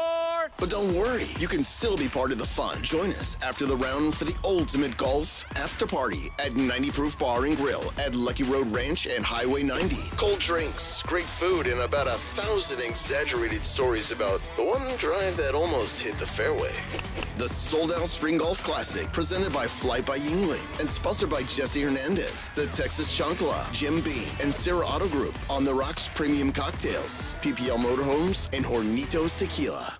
Hi, everybody. Joe Reinagle here for the Golf Club of Texas. I absolutely love the Golf Club of Texas. They've made so many improvements to the golf course, from brand new cart paths to resodding the greens and fairways. You might think it's a private club, but it's not. It's open to the public 7 days a week. Best rates are always online at golfclubtexas.com. That's golfclubtexas.com. The Golf Club of Texas, you know where it is, right there off Briggs Ranch Road off Highway 90. The Golf Club of Texas is the friendliest golf course in Texas. Hi, I'm Jason Thompson, and I've represented folks here in San Antonio injured by negligent drivers for more than 30 years. If you or a family member has been seriously injured, I want you to call me, Jason Thompson, at 210-900-0400. I've heard from many of my clients that after they were involved in a collision, they would get phone calls asking them to hire an attorney. This is highly irregular and probably illegal. Any attorney that is trying to contact you either directly or through a marketing company is not the kind of attorney that you should trust with such a serious matter. Quite frankly, it's creepy.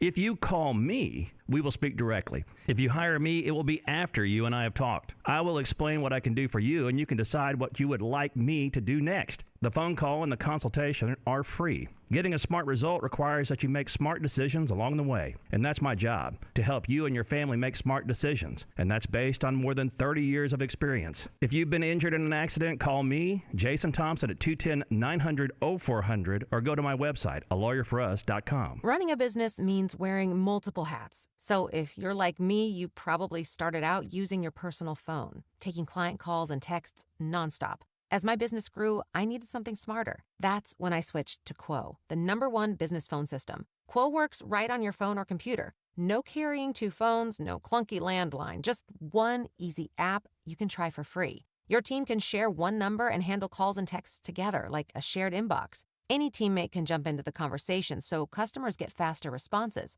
And Quo's AI assistant summarizes your calls and responds to customers 24/7, so you never miss a lead or opportunity. All this starts at just $15 a month. That's basically 2 coffees. You can even keep your current business phone number. Find out why 90,000 businesses trust Quo. No missed calls, no missed customers. Try Quo for free at quo.com/sports. That's quo.com/sports to try Quo free. QUO.com/SPORTS. That's the ease at which you get information. You want it, you get it. Like that. Ask your phone. Group chat. Smartphone. You're always connected and informed in real time. No waiting. So if you're diabetic and still using finger sticks to read your blood sugar, what are you waiting for? Knowing your blood sugar levels instantly is important for managing diabetes. Call US Med at 888-665-0696. To learn more about continuous glucose monitors, a real-time instant method to track your blood glucose, US Med is an approved provider for Medicare and over 1,000 private insurers. And the best part? Call 888-665-0696 and we'll give you a free insurance benefits check today. So call 888-665-0696 today. That's 888-665-0696 and manage your diabetes as easy as... It all comes down to this, folks. Yep, the entire season is on the line. But my throat has officially thrown in the towel. Sounds like you need Vicks VapoCool drops. Their max strength and vaporize sore throat pain. Whoa! These VapoCool drops hit fast. Speaking of fast, did you just see that play? Yeah, he vaporized that ball. That pun should have come with a penalty. Vaporize sore throat pain with Vicks VapoCool drops. Use as directed. You're listening to the Morning Huddle with AJ Hoffman and Rob Thompson.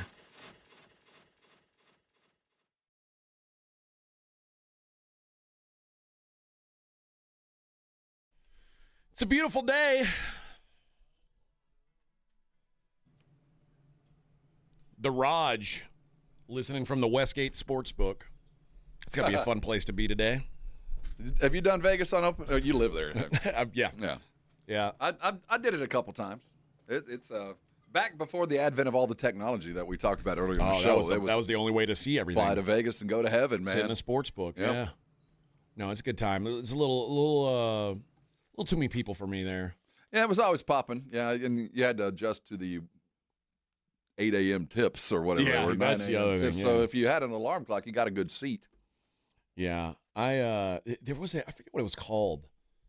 Actually, Raj might remember there was a sports book in the Venetian Palazzo that was like a restaurant, but it was also a sports book. Like you got a table base or like a big couch with a coffee table, and it was like a booth, and they'd bring you food, and you could just sit there all day. It was awesome. I always hit Caesars back in the day. That was a good place to be. Caesars got a big book. Yeah. Westgate's got a big book.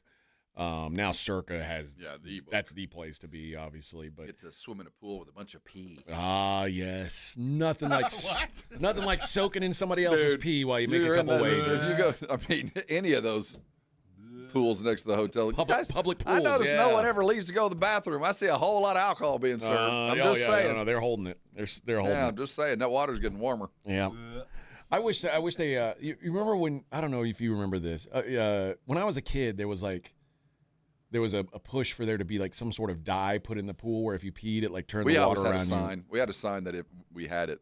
Like if you pee, it'll turn blue. It'll turn red or something like that. You can buy the pills. You could do something. You could buy it. Okay, I didn't know if it. I was going to ask. Like, I don't know if it really exists, but I know it sure did make people get out. Oh yeah, we had a sign that said if you pee, it'll turn blue, and it had a guy standing and it was a picture of a guy standing in a pool, and everything around him was dark blue. Do you think they ever actually used it at the pool you went to, or just the threat? No, of it? This was our pool. And okay. We didn't use it. No, but it was just the threat of it. We bought it one time, but I pee in the pool too. My pool. I pay for those chemicals. My pool. I can pee in the pool. You can't. Enter at your own risk. Now, the great thing about my pool is I can just step into the woods. I have nature. You can just go drop trout. You're fine. Well. All right, we're going through the games for today. One of the more, I guess the certainly one of the tightest lines of the day is Iowa Clemson. It's an 8-9 game. I have no idea. This is the one game of all that I went back and forth. I mean, they're both the same team. I mean, they do things a little bit differently, but they're essentially the same guy. It's just which shows up. And I picked Clemson just because I saw them fight and play a pretty good ACC game, but I certainly am not hung on either one of these teams. I like Iowa here just because I trust them to shoot a little bit more. But they've looked like trash the last couple of weeks, so it's hard to have like a real convicted take on this thing. Which makes me think it's going to be a decent. Should be. I don't think it's going to be a high level athletic showcase of dunks and fast breaks by any stretch, but I do think it'll be a well executed game, and the team that finds their offense first probably be the team that wins. You know, I was talking about how I've seen Alabama lose to Georgia and Ole Miss in the last, 5 weeks. Iowa has lost to Penn State and Maryland. I saw the Maryland game. You can't lose those games in the Big Ten. Yeah. I mean, I don't care where they're played. Like, you can't lose to those teams, and they lost both of them. That's bad. Yeah, they lost to 3 non-tournament Big Ten teams. Did they year. roll into Nebraska and beat them there, though? I mean, I do recall a good win there late in the year that made me decide there might be better than I thought. They lost in overtime the last game of the year against Nebraska. They lost there. Nebraska. Yeah. They won at home against Nebraska earlier. I don't know what their big win was. I guess I don't know that they have one that I was like, oh, what a win that was. I was. Oh, you know what? Their best performance of the year was when they played Iowa State, the Cyhawk game, and they lost by 4 at Iowa State. That's right. And now it's a 4-point loss, but in hindsight, that was like one of the best results. They almost beat Iowa State in their building where no one wins. Of all the vanilla games, it's a vanilla with a little bit of flavor that might be worthy of a couple minutes. It's like vanilla bean. There you go. It's the high level. Yeah. Northern Iowa, St. John's. This is going to be a fun one. This is one I have kind of circled that could be an exhibition in 2 entirely different styles of basketball. Very similar to what we saw last night. I took Northern Iowa here. I took Northern Iowa. I took them against the spread, and I sprinkled a little on the money line. I think, again, this goes back to me wanting to fade the Big East. And Northern Iowa, the thought was, Northern Iowa got into the tournament because they won their conference championship, but they were at the end of the season, they were the best team in the Missouri Valley. They started to play really well down the stretch. I like this team. I think they're going to make it ugly. Well, St. John's doesn't need any help to get ugly. The only thing that scares me about St. John's is they can't score. They do everything else pretty well, but when it comes down to I'm talking about just scoring the ball. I'm not saying they're a bad jump shooting team or a bad layup team. They just don't score very easily. They rely on you to give them great opportunities and layups. And they rely on volume. Yeah, tempo. so that's the one reason I fade St. John's is I don't like teams that have to manufacture points. They don't have a go-to thing or a go-to style other than we're going to turn you over and just be tougher.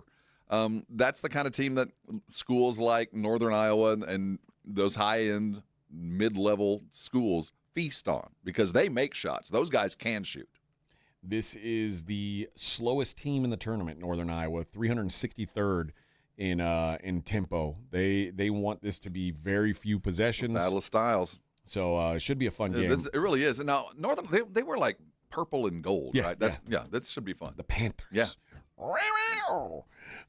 Central Florida, the Knights taking on the UCLA Bruins. Another interesting match. This one's interesting. I think if UCLA were full strength, I'd be looking to back them here. Although, on the other side of that, this is UCLA going to play in Philadelphia, Pennsylvania, and anytime UCLA gets off the West Coast, the wheels pretty much come off that team. So now they've had extra time to prep. It's not like I think the tournament is different than a regular season game where you've got to turn around off of something, but. So much has to go right for UCLA to win. I saw them have a couple of good Big Ten wins, but I saw them also get run almost off always the court at home against an average team. So I like UCF just because they had to play in a Big 12. I think it's a better conference. So I think they can probably at least hang with them and just rely on the fact that they're playing on the East Coast, maybe get some help. But I think both these teams are evenly matched. I mean, I don't see one head and shoulders over the other for sure. Purdue takes on Queens College.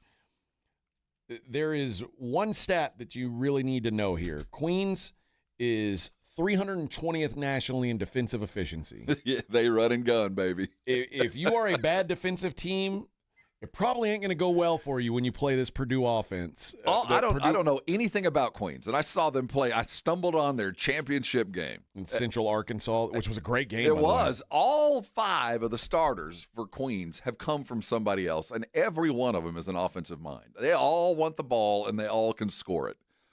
Purdue, that's the kind of team that Purdue feasts on. So I bet Purdue over 93.5 points, like on their team total. Every power conference team that Queens played this year, Villanova scored 94, Virginia scored 94, Wake Forest scored 111, Arkansas 108, Auburn 106. Yep. They play fast. The nice way to say it is they don't prioritize defense. No, get it out of the net. Let's go make a 3. You made a 2. We'll get a 3. Maybe they'll miss a shot, and we'll take another one. Hey, we saw High Point. You know, if you play your game and you don't let them affect your game, you can play with anybody. But that's the real key, isn't it? Purdue is going to score 1 million points in this game. They're believing, and they are a team that has gone through some trouble and righted the ship, and those are very scary teams. And they it's crisp offense. It's because they don't have the greatest athletes in the world on that team. They got one guy that might make very, very efficient, very effective. And their point guard's been there, 9-10 years now? Yeah, something like that. I like it. Florida and Prairie View A&M. Been a nice run, Prairie View. Yeah, we were talking about teams that are one seeds that are maybe vulnerable in a first-round matchup and one seeds that aren't. I think Florida's not vulnerable here. 35.5-point favorites. The Prairie View got through, and I talked about why I liked Prairie View in the first game. In the first 4 game was they've got really good athletes. They can't really shoot, but they're super athletic for that level of play. Now, super athletic for a SWAC team does not necessarily transfer to super athletic for an SEC team. Size, experience, but we did see Howard. Howard put up about 20 minutes of valiant effort basketball. But again, they're not going against these Florida kids are they're just the athleticism gap is just. I think that speed that Prairie View, it'll be a little unsettling for a minute. And you know how Howard hung? They shot a bunch of threes, and Prairie View can't shoot. I do think they bring enough speed that Florida is going to have to. I think that you look at Prairie View A&M and have already looked into where we fly into next. And I do think Prairie View is going to jump out and run, and you're going to have to kind of lace them up and go get them. But once you figure out what they're doing, this could get to 35 by 10 minutes to go in the game. I'm interested in California Baptist as a dog against Kansas, mostly because I think Kansas is vulnerable. Cal Baptist has the best player in the WAC, in Dom Daniels, who literally took over the championship game by himself and won it. And they are big. They've got a big front line. They're not going to get punked out on the boards by Kansas. 14.5 just feels crazy to me. And depending on which Darren Peterson shows up, if he feels like playing or not. That's why I'm not touching this game. I mean, I could see a world where Cal Baptist wins if Bizarro Peterson shows up. That would be cataclysmic. But 14 is a big number. But if Peterson shows up and is just half-ass, I think Kansas is still Kansas when it matters against teams like that. It's kind of like when they're playing a team of equal, I'm worried about them. But right now, I think sometimes Cal Baptist is getting ready to play Kansas. Can you imagine? My wife practice yesterday. getting ready to play a blue blood like Kansas. My wife is excited. She is a Cal Baptist alum. And go celebrate. I watched them play their title game. They're a good team. I mean, there's reason for Kansas to have to practice and be ready. But if Bill Self loses to Cal Baptist, we got a whole lot of other problems for Kansas because this was an ugly year anyway. Yeah. Bob Ritchie and the Furman Paladins. Sounds like a good band. Are they in the Trop tonight? They are actually playing the Yukon Huskies tonight. And they're 20.5-point dogs here. I think they can hang within 20.5. I don't think this is going to be as big of a blowout as people expect. I think Furman is actually pretty good. They can score. They're okay defensively, and they play at a slow enough pace that I think it's going to be hard to blow them out. Because Connecticut's super slow also. I think this is in. Let me see what the total is. 136.5. So in a 136.5 game, you're giving me 20.5 points. I'm going to take that pretty much every time. So I think that this is a. I don't think UConn's in much danger of losing. They're built for this. This is what UConn's built for. Regular season be damned. They're a tournament team. They're built to play the next guy up, and they're going to play tough and hard-nosed basketball. And Caravan's been playing in championship level games, 6-7 years now. That's their point guard solo ball's been up around the bend. They're just not as talented as they've been, but they're just as tough. And if I were to go through and put what do you call it, like a confidence rating on every game, my lowest confidence rating of all the first round tournament games would be on Missouri, Miami. I have no idea what to expect in this game. These are two teams who have been perplexing to me all season long. Yeah. I've seen Missouri show up against some of the best teams they've played, and I've seen them roll over against teams that they should have absolutely destroyed. Miami kind of the same way. They're up, and it's a roller coaster team. This is a really good 7-10 matchup. I picked Missouri because I saw them play a hell of a game against a white-hot Arkansas team. They lost to Arkansas, but they played pretty damn close against an ACUF that was possessed by God in a game. That's the only reason I took them.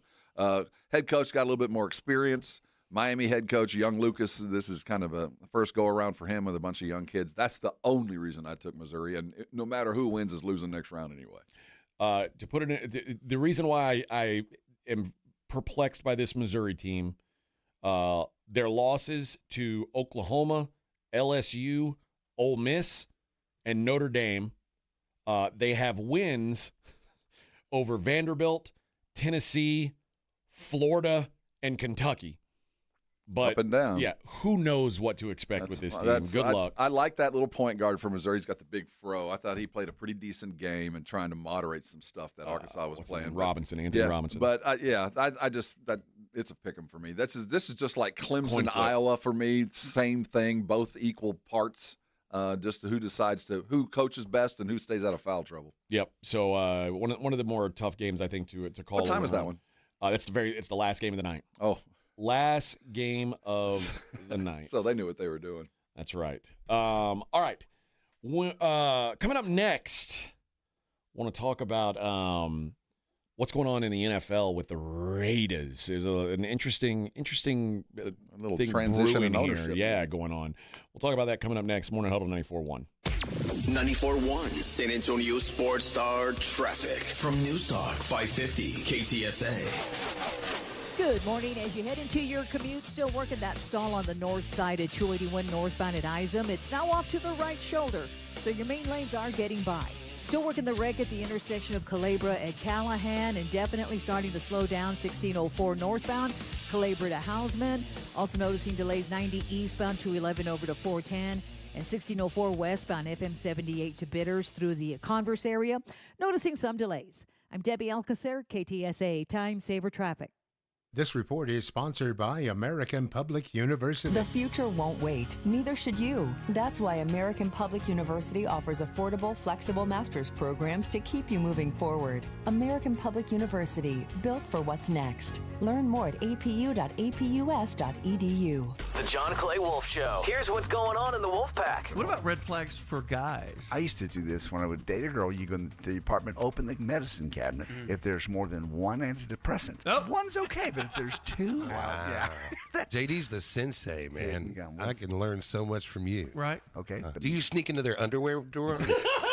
Where else do you pry? The John Clay Wolf Show. Listen to the John Clay Wolf Show, Saturday morning at 8 on 94.1 San Antonio Sports Star. 90 Proof Bar and Grill is the ultimate spot to catch a game and satisfy your cravings. Kitchen's open till midnight every day, serving up delicious bites to fuel your hunger. Plus daily drink specials. Make every night a winning night at 90 Proof Bar and Grill, corner of Highway 90 and Lucky Ranch.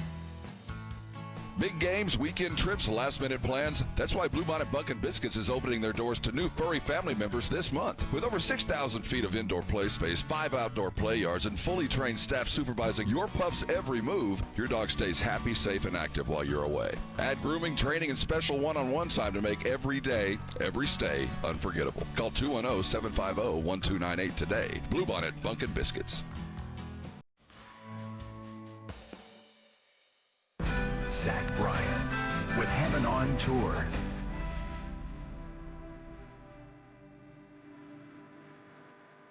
Saturday, March 21st, Alamo Dome. With special guests, Camp and J.R. Carroll. Tickets are on sale now at ZachBryan.com. Don't miss Zach Bryan live. What does it mean to work with one of the largest personal injury law firms in Texas? At Thomas J. Henry, it means we can put our team of experts to work for you. Visit thomasjhenrylaw.com. The name you know, the firm you trust. Principal office, San Antonio. Your reputation matters. That's why so many landscape professionals choose Gravely. You can save up to 20% on Gravely commercial mowers during the Gravely Mow the Distance sales event going on now through the 29th. Visit your local Gravely dealer today. I'm Boomer Esiason. My mom died from cancer. She was only 37 years old. She didn't have life insurance, and that was devastating for my family. That's why having life insurance is so important to me. Ethos makes it fast and easy. Get a quote in seconds, apply in minutes, and get same-day coverage. You can get up to $3 million in coverage with no medical exam. Get your free quote at ethos.com/play. That's ethos.com/play. Paid spokesperson. Time spent on application may vary. Online health questions required. Kohl's Spring Savings Event is kind of like sunshine. The deals are glowing, dazzling, tempting to stare directly at in awe. And with prices like these, looking away is a real challenge. You can get 40% off kitchen appliances, teas for just $7.99 and more, plus an extra 50% off clearance. Yep, Kohl's Spring Savings are looking bright. Shop them at Kohl's and Kohl's.com. Select styles, offers end March 22nd. Some exclusions apply. See store or Kohl's.com for details. Guys, the tournament is back. You know what that means. The upsets, they're inevitable, and Underdog is the best place to get in on all of the action. You can make your picks and win money right now here in Texas, and it's so easy. You pick whether your favorite players are going to go higher or lower on their stats. Points, rebounds, steals, more. Who's going to carry their team during the tournament? You get those picks right, you could win up to 5,000 times your cash. How crazy is that? Keep an eye on these Aggies. They run up and down the court. Expect to have them in some higher scoring games. This week on Underdog, you got to get down with the tournament. Download the app today. Use that promo code ALAMO. You'll get $50 in bonus entries when you play your first $5. That's promo code ALAMO. Underdog. Make picks, win money. Must be 18 plus and present in Texas. Terms apply. See assets.underdogfantasy.com/web/play and get terms _DFS_.html for details. Concerned with your play? Call 1-800-MY-RESET or visit www.ncpgambling.org. It's The Blitz with Jason and Joe. Afternoons at 2. Coming up on The Blitz, we are live at Novo Brewery attached to North Star Mall. No better place to come watch all the tournament action with us today, and you could win a free t-shirt. Not only that, you could win some SeaWorld tickets as well. And we'll talk some Spurs and Suns. The Blitz starts at 2 from Novo Brewery. The Blitz with Jason and Joe. Afternoons at 2 on 94.1 San Antonio Sports Star. It's the Morning Huddle with A.J. Hoffman and Rob Thompson on 94.1 San Antonio's Sports Star. Oh, yeah, Vic. You knew what I was looking for, baby. Yeah. I remembered. Little George for you.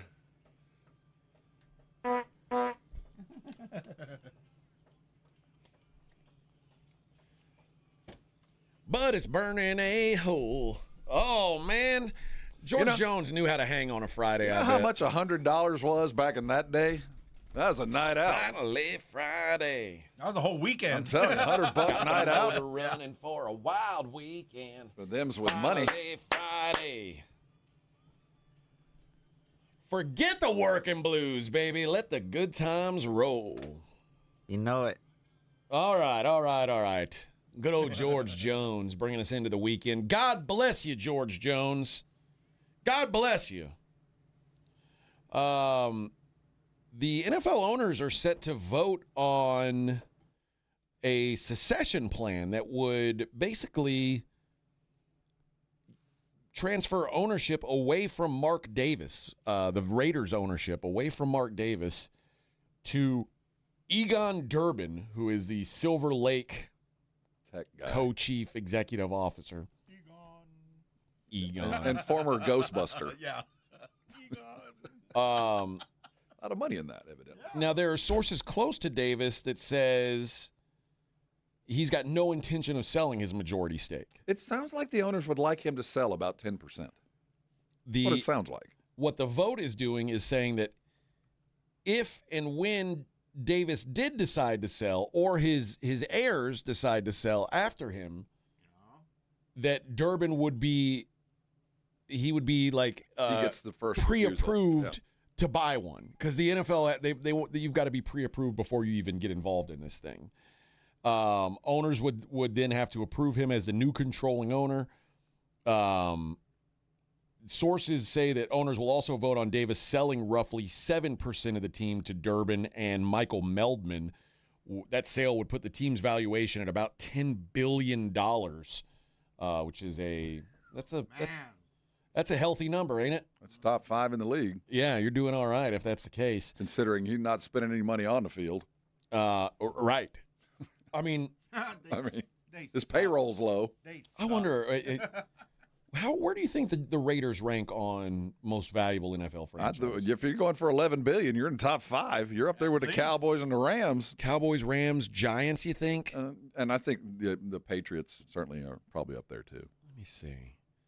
Most valuable NFL franchise. Well, if you think about location, and they probably are in as good a location apart from a big 4 city. Yeah.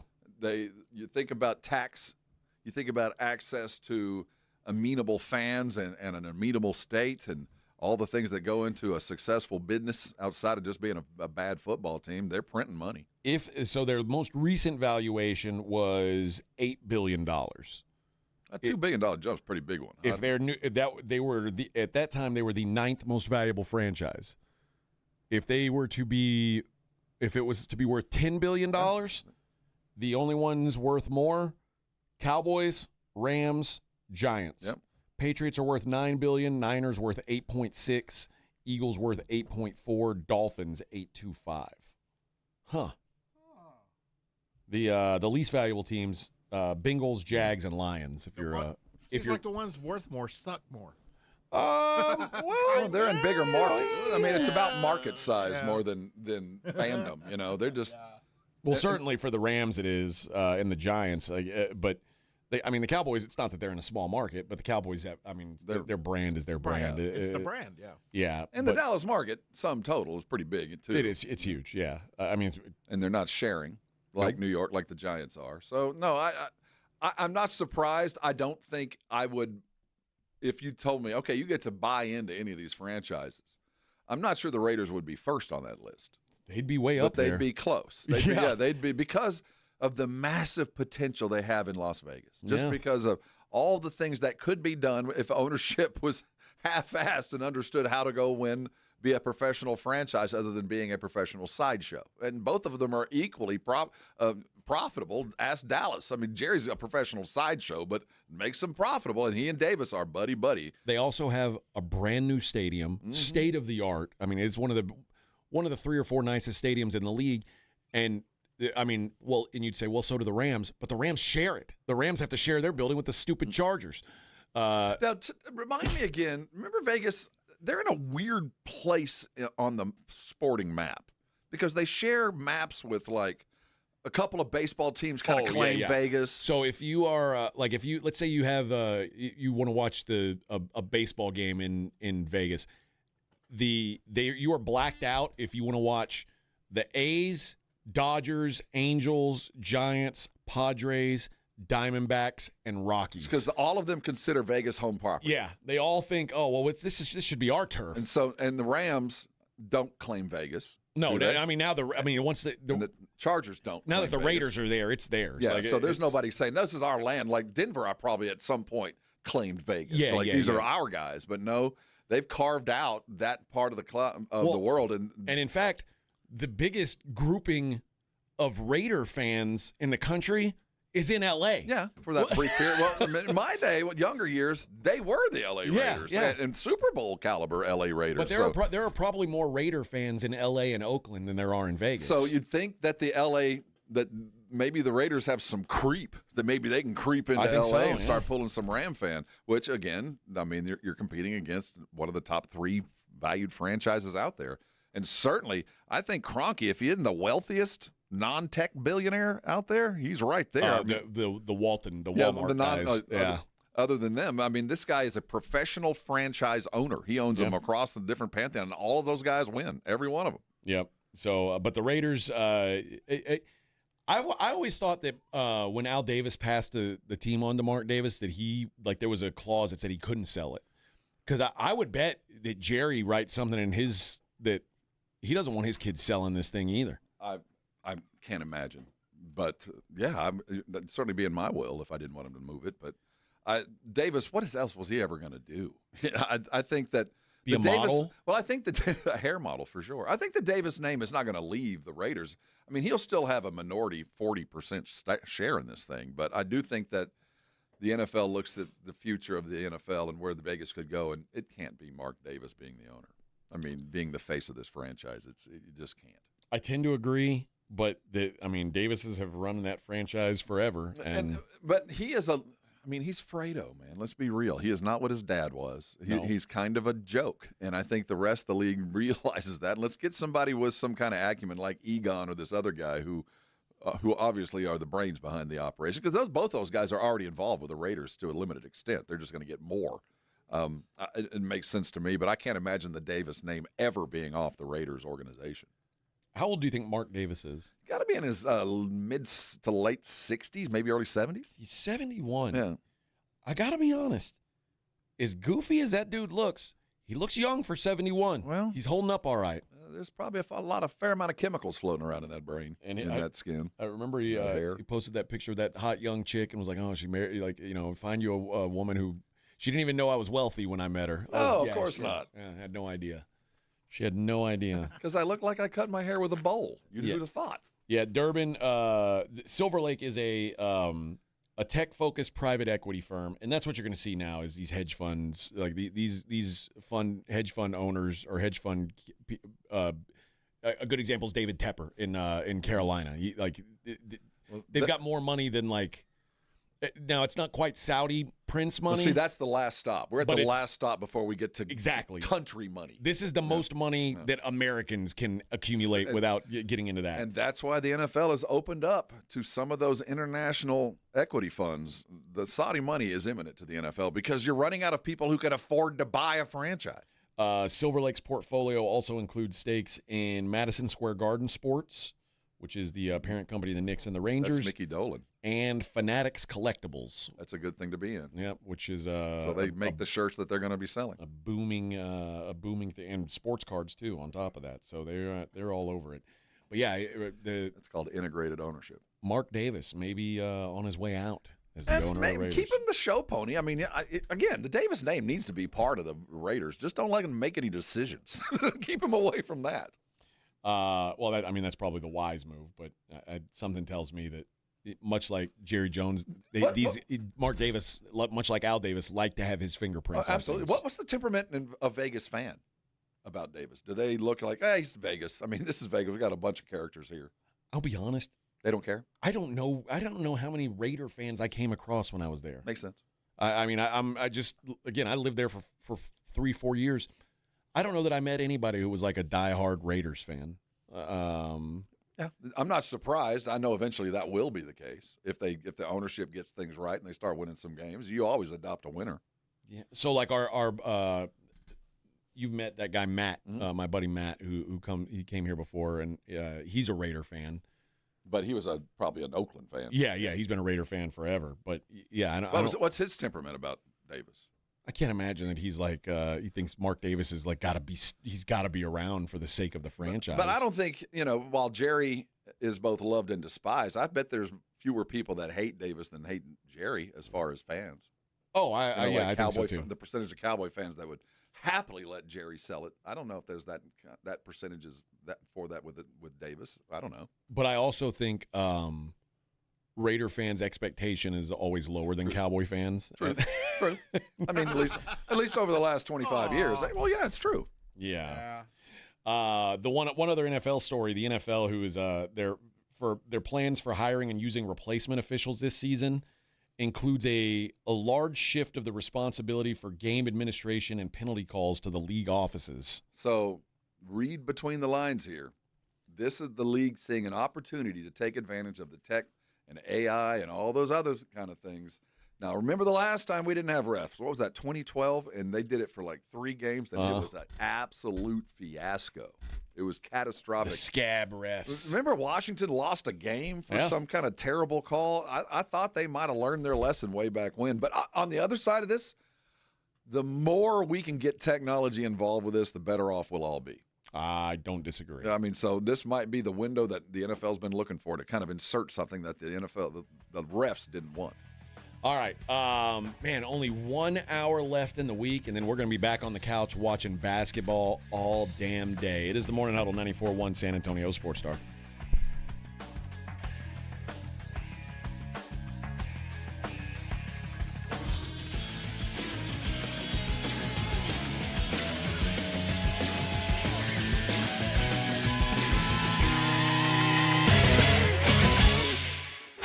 This is 94.1 San Antonio Sports Star, KTFM Floresville. Ahead of the field and throws it down with a right hand. Your home for the NBA. This report is sponsored by WeatherBug. Get the fastest local alerts and accurate 24/7 forecasts with WeatherBug. It's easy to use and provides real-time customizable alerts so the weather never takes you by surprise. Plan every day with confidence. Download the free WeatherBug app from the App Store now. Hi, everybody. It's Joe Reinagle. You know, now is a great time of year to get your roof inspected and ready for our crazy spring weather. Be it hot, cold, rain, or hail. Who knows what Mother Nature has in store for us this year? Call Stevens Roofing at 210-785-0994. You know, your roof protects your home and your family. A quality roof overhead means comfort, confidence, and certainly peace of mind. Now is the time to get your roof ready for spring. Call Stevens Roofing at 210-785-0994 or go to stevensroofing.net.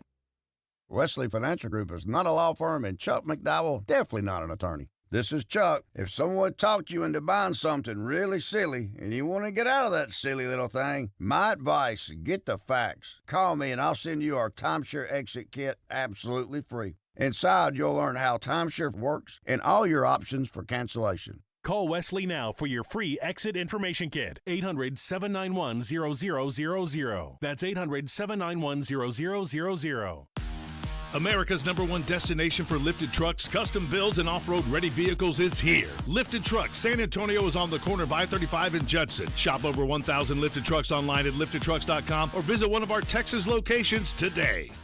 Running a business means wearing multiple hats. So if you're like me, you probably started out using your personal phone, taking client calls and texts nonstop. As my business grew, I needed something smarter. That's when I switched to Quo, the #1 business phone system. Quo works right on your phone or computer. No carrying 2 phones, no clunky landline, just one easy app you can try for free. Your team can share one number and handle calls and texts together like a shared inbox. Any teammate can jump into the conversation so customers get faster responses. And Quo's AI assistant summarizes your calls and responds to customers 24/7, so you never miss a lead or opportunity. All this starts at just $15 a month. That's basically 2 coffees. You can even keep your current business phone number. Find out why 90,000 businesses trust Quo. No missed calls, no missed customers. Try Quo for free at quo.com/sports. That's quo.com/sports to try Quo free. QUO.com/SPORTS. Hey, John, why so glum? I just got let go. The company's downsizing. This is the third time in the last 2 years.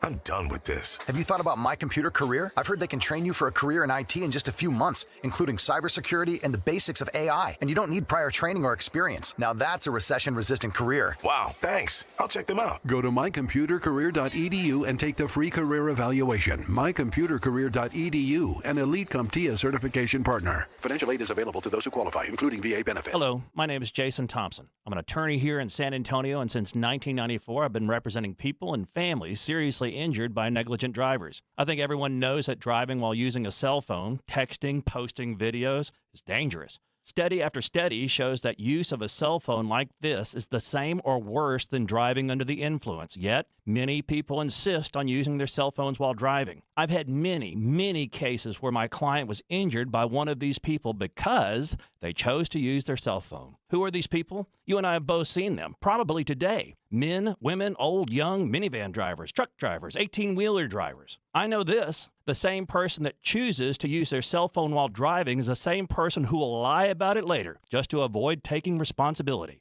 If you choose to use a cell phone while driving and hurt someone, you'd better hope they don't call me. If you or a family member has been injured in a vehicle collision, call me. Jason Thompson, 210-900-0400. That's 210-900-0400. This is an important notice to all U.S. taxpayers. The IRS is giving away billions of dollars in tax savings through a federal program called the Fresh Start Initiative to aid delinquent taxpayers. This initiative was established for anyone facing financial hardship and unable to pay their back taxes. Qualifying and enrolling in this program will stop all collections, settle your delinquent tax problem, and even reduce what you owe by thousands of dollars. Call the hotline at People's Tax Relief to see if you qualify and get this free information by dialing 800-922-1284. If you have unfiled tax returns or cannot afford to pay your personal or business back taxes, you can now get the help you need. One simple phone call can resolve your tax problem and save you thousands of dollars. To see if you qualify and to get this important free information, call 800-922-1284. 800-922-1284.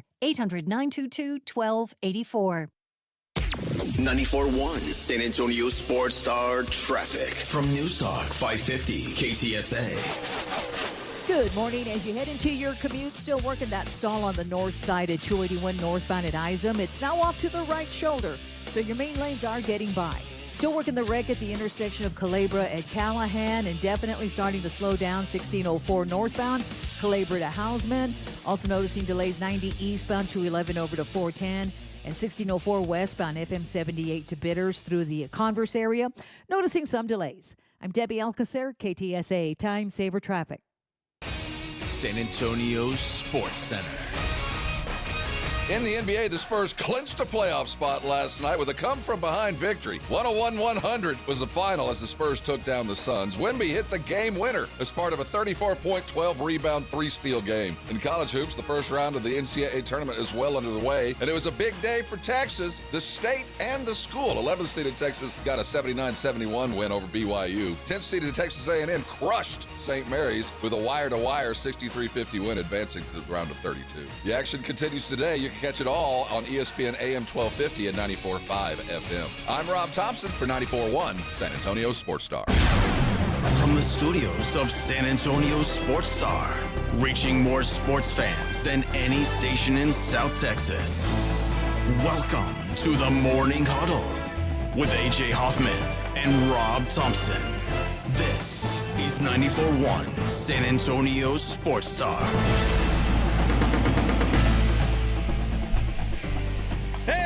Good morning, everybody. How we doing? 9:02 on the Morning Huddle. 94.1 San Antonio Sports Star. Have you kept up with what's going on with the puck from the Olympics, the golden goal puck? I have no idea what you're talking about. I saw something about that. No, I have not. Yeah. Is there a controversy here or something? Yeah, there's been some controversy over who owns the puck. Yeah, either the Hall of Fame or something else. Oh, okay. So so we got the shooter. Right. We got the team. And we got the institution, and then we got hockey, like the Hall of Fame. That would all want to have it, I would Yes. think. Okay. So the way it worked is they had first asked Jack Hughes about it. So he's the shooter. Jack Hughes scored the game-winning goal, and I don't know that he should have any particular rights to it or anything like that. But they interviewed him and said they asked him where the puck was. He said, "Honestly, I have no idea where that puck went." He says, "I know who doesn't have it is me. I sure as hell don't have it." 2 days later, a representative of the Hockey Hall of Fame shared on social media that the puck was amongst items collected for the Olympic hockey tournaments and would soon be displayed at the venue at the Hockey Hall of Fame. They got the game-winning puck from both OT gold medal games, a used Hillary Knight jersey, a used Connor McDavid jersey, who was the MVP for Canada, a used Mats Nylander jersey, and it says all artifacts collected from the Olympic Games will be on display soon. And in a later interview, Hughes said, "I'm trying to get it. Like, that's BS that the Hockey Hall of Fame has it. Why would they have that puck?" And that stance apparently has softened a little bit, which means whose stance? The hockey organ? No, Jack Hughes' So stance. he's saying it might not be mine. Yeah, he thought that he should have it at first, and then he said, "Well, it's the most special place in hockey. I'm honored that it's there, but obviously I think things were taken crazy. That's the way I felt. I didn't know where the puck was. It is what it is. That thing's worth $500,000 minimum. I mean, I would have to imagine at least. So there's the money. So home run hitters, you hit X home run, it lands in the stands. Guy that grabs it is his, right? And then if you want to make a deal, you want to buy it from him, you can trade. And teams, organizations have gone and said, "How about season tickets?" But can we have the ball? But it was the guy who had the ball got to make the decision. So whoever grabbed the puck, I guess. My buddy Randy caught Yordan Alvarez's first home run ball, and Yordan wanted the ball, and everything's got a price. Yeah, and my buddy Randy now has like an autographed bat, and got a whole bunch of stuff from him. You can do it out of the goodness of your heart and say, "Here you go, you earned it." But the fact of the matter is, I think precedent set. Whoever grabbed the puck at the end of the game, it's kind of theirs. But in the case you're talking about, that's a ball that's been launched into the stands. Truth, you're right. This is still somebody preserved in the organization, whether it be a ref or a player, put their hands on the puck and went and put it someplace. It says, generally, equipment provided by a team, league, or organizing entity, pucks, balls, jerseys, whatever, is ultimately owned by those organizations, and they can decide what is done with those items, whether they're given to players, halls of fame, or charitable entities, are sold off. For Olympic and World Championship hockey tournaments, the IIHF holds claim to some items if the organization wants them displayed in the Hall of Fame. So, well, can't he own it and have it displayed in the Hall of Fame? Can't we? I think we could do both. I don't know. I mean, I'm sure they like. I'm sure Hughes. I don't know that. I mean, I doubt Jack Hughes wants it so he can like sell it. I'm sure it's like something that's meaningful. I'm gonna put on my mantle, but maybe at some point you get a promise that it will. But right now, you got to put it in the museum. Yeah, and that's the deal. So Major League Baseball and the NHL, like if a puck or a ball goes into the stands, they are treated as abandoned property, and it belongs to whichever fan Whoever retrieves puts them. their hands on it first. That makes sense. Now, but this happened in the realm of play. Here's a difference. The NBA, you got to give the ball back. They own their balls. Yeah, they own their game balls, and if that game ball goes into the crowd, it's listed on your ticket contract you gotta that give it back. that's not your ball. And the same way with the NFL, if they kick a ball into the stands, now I think it is a little different if a player explicitly hands it to you. Or throws it. Like sometimes when these guys go and hand a touchdown run, they hand it to a kid or something. I don't think the NFL can come take that. Well, they could. They're just choosing not to. I think so. But it is certainly different. It's not considered abandoned property. But teams often ask the fans to trade, game balls for non-game ball version or for a different game ball, whatever it may be. So the ball used during the onside kick of the Super Bowl, the Saints-Colts Super Bowl. Originally left the field and went to the Pro Football Hall of Fame. Then a year later, Hunt Auctions sold that ball to a partnership with NFL Auctions. So sometimes it's temporary. Well, who got the money from the sale? I believe, the NFL did. The NFL did. It's the NFL Auctions. I don't know. I guess I don't know if the money went to players. I doubt that it went to players. Well, if it went to some sort of NFL-sponsored charity, I don't think I'd have a problem. But if they're making money off that, I do have a problem. So the question, where should that puck be? In my mind, I think it's probably in the right place. But I do believe that there should be some kind of effort for the guy who made that puck famous to have some sort of association with it. I don't know whether it be monetarily. Do you put a picture of him beside it? I mean, it was Jack's shot.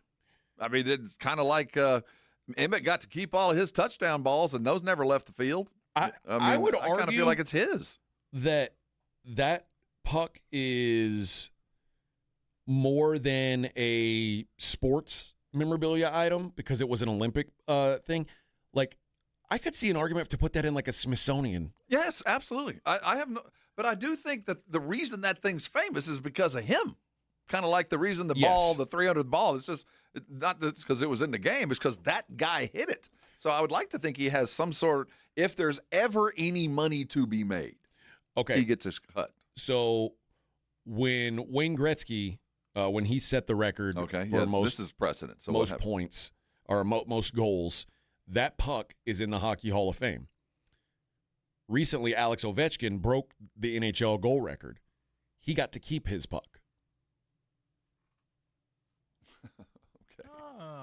So now, see, I agree with that. It's his. The reason that thing is famous is because of me, not the game that it was in, not the me. So it should be mine. Although shouldn't they make a rule like before any of the season starts or anything? Oh, I do think we'd like to all operate under a standard of which we understand, right, especially like if hockey's keeping it and giving it. Now we have no idea which way to go. Just like the way basketball is, like you said, like the NBA owns it. You can't take a basketball home.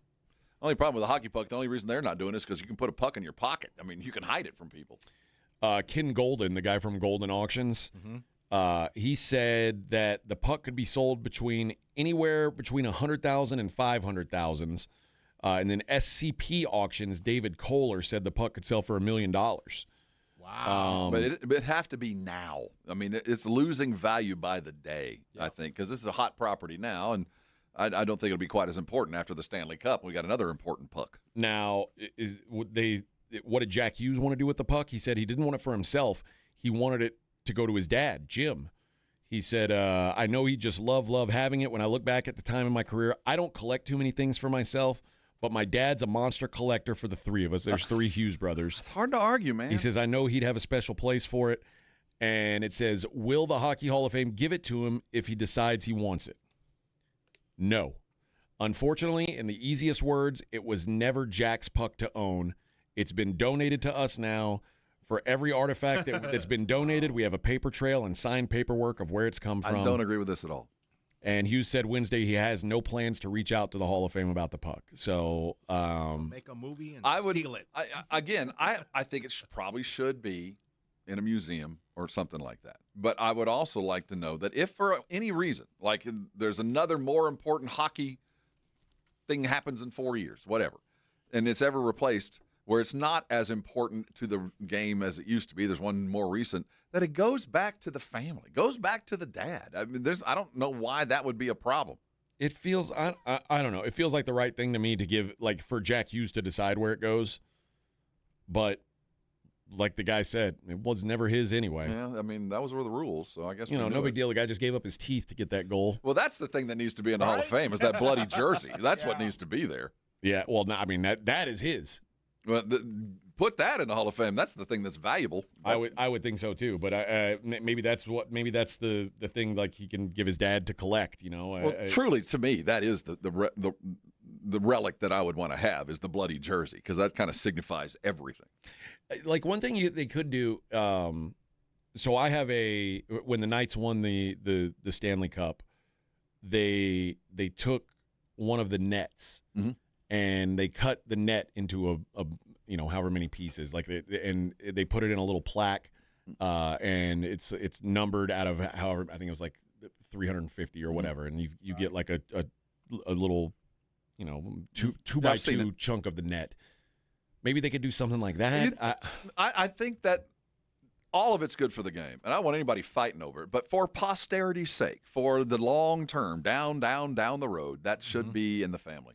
And like Michael Ruzioni, his stick, it's sold at an auction. The stick that he that sold for $295,000. That's the 1980. Now it's a long time ago. I wonder what that stick would sell for today. I'd say 5 times that, but yeah. And aren't they taking pieces of it to put on cards, like what you were just talking about? Not sticks like that. Yeah, like, not a piece of it. I mean, they would take a piece of a stick. And definitely a jersey. But the stick that he used when he scored the game winner, that's the kind of stuff that you don't chop up and put it in cards. You put that in a museum somewhere. And like the first thing I thought was like, we went to some of those museums in D.C. and it's like that should be for everybody to see. But not everything in that museum is owned by the museum. It's on loan. It's been given to. You're borrowing it, and you will never sell it. And when we're done with it, we're going to give it back to you. And that's what I would think that the family should get. Yeah, but not according to hockey, though. Not the case, apparently. All right. Coming up next, we will see what's going on in the world outside of sports. We've only got 2 segments left. We'll see what's happening outside of sports, and then we'll do the daily lines, and then we'll go home and watch a bunch of basketball. It's the Morning Huddle, 94.1 San Antonio Sports Star. 94.1 San Antonio Sports Star traffic from News Talk 550 KTSA. Good morning. We do have a trouble spot at 410 northbound Dietrich. Accident right lane. 25-minute delay has you stop and go from Rigsby. 281 northbound at Bassey. That stalls off to the shoulder. 410 westbound 35 east side Kirby area. Disabled vehicle right shoulder blocked. I'm Debbie Alcacer, KTSA Time Saver Traffic. This report is sponsored by AutoZone. Get in the zone. Starting stronger starts at AutoZone, where they've got battery solutions in the form of free battery testing, free battery charging, and replacement. Batteries that fit your needs. That's what makes them America's #1 battery destination. Get in the zone. AutoZone. Healthy vision is about more than seeing clearly. It's about going beyond.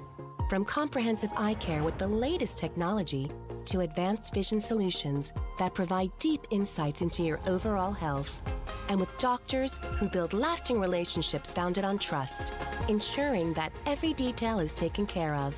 I choose Vision Source to never miss out on life's precious moments. Vision Source, beyond your eyes. Looking for the ultimate hangout spot? Swing by 90 Proof Bar and Grill, where the kitchen stays fired up till midnight, serving up all your game day favorites with daily drink specials. 90 Proof Bar and Grill, corner of Highway 90 and Lucky Ranch. Food, cold drinks, and live sports. Hi, my name is Jason Thompson. For the past 32 years, I've represented San Antonians injured in auto accidents. I'm a second-generation attorney here in town. My father, Bob Thompson, has practiced law here in San Antonio for more than 50 years, and I learned how to practice law from him. I learned what it means to be asked to represent a client and the tremendous honor and obligation that comes with being someone's attorney. And here's what that means for you. If you call my office, I will be the one you speak to. I will be your attorney, not a staff member or a junior lawyer. 2, I have one rule in my office. If my client's happy, I'm happy. 3, relationships. A good one is built on communication, honesty, and time. I like talking to my clients. They're the only reason I go to work every day, and each is very special and very much appreciated. If you or a family member has been injured in an auto collision, please call me. My name's Jason Thompson. My number is 210-900-0400. That's 900-0400. Or you can go to my website, alawyerforus.com. It's Rich Eisen for Pella Windows and Doors. Sometimes teams take a timeout to regroup and call the right play. When it comes to your home, Pella Windows and Doors always has the winning game plan. They do it every day, and that's why your neighbors trust them. Visit Pella.com/Eisen today. Right now, Pella Windows and Doors of San Antonio is offering 25% off qualifying windows and doors, or 0% APR for 72 months. Some restrictions may apply. See store for details. Offer ends March 31st, 2026. We're definitely going to be late to the concert. I feel like we should be there by now. I'm just taking a little detour. I gotta fill up my gas tank, and I know this place a couple towns over where the gas is cheaper. Are you serious? We're gonna be late for the concert because you're driving out of the way for cheaper gas? Just use Upside. What's Upside? Upside is the free cashback app that gets you real cash back for every gallon of gas you buy. Wait, I can get cash back just for buying the gas I need anyway? Yes, I use it all the time, and I've made around $200. Now pull over so you can download the Upside app before we miss the concert. Download the free Upside app now to earn cash back every time you buy gas. Use promo code SHARP25 to get an extra 25 cents per gallon on your first tank. You can cash out anytime, right to your bank, PayPal, or as a gift card for Amazon and other brands. Just download the free Upside app and use promo code SHARP25 for a 25 cents per gallon bonus on your first tank. That's code SHARP25 for a 25 cents per gallon bonus. That's code SHARP25. Hey, this is Rob Thompson here with my good friends from Prize Picks. I've got a little hint for you. I want you to go download Prize Picks right now. And if you remember the code Alamo, you're going to get $50 in lineups after you play your first $5 lineup. Remember, that's code Alamo, and you'll get $50 in lineups. That's just from me to you. Now, let's talk about why you want to go get on Prize Picks, because right now is the best time to play Prize Picks, because the season's meat is there. We know what the teams are doing. We know who's going to get more or less. Now go capitalize. As college ends up, as the NBA pros head toward the playoffs, you know that Wemby's trending up. You know that Steph Castle's trending up. You know that certain guys are trending down. Now's the time to go play. So when you're playing basketball and you are winning, remember what Prize Picks does for you? If they start out fast, you can go ahead and cash out before the game's even over. That's why I love Prize Picks. Also, you got good picks? Share them on social media. They're going to help you do that. Prize Picks is fantastic because being right is good. Being right more is better. But man, it feels so good to be right. You're locked on The Morning Huddle with AJ Hoffman and Rob Thompson. It's showtime!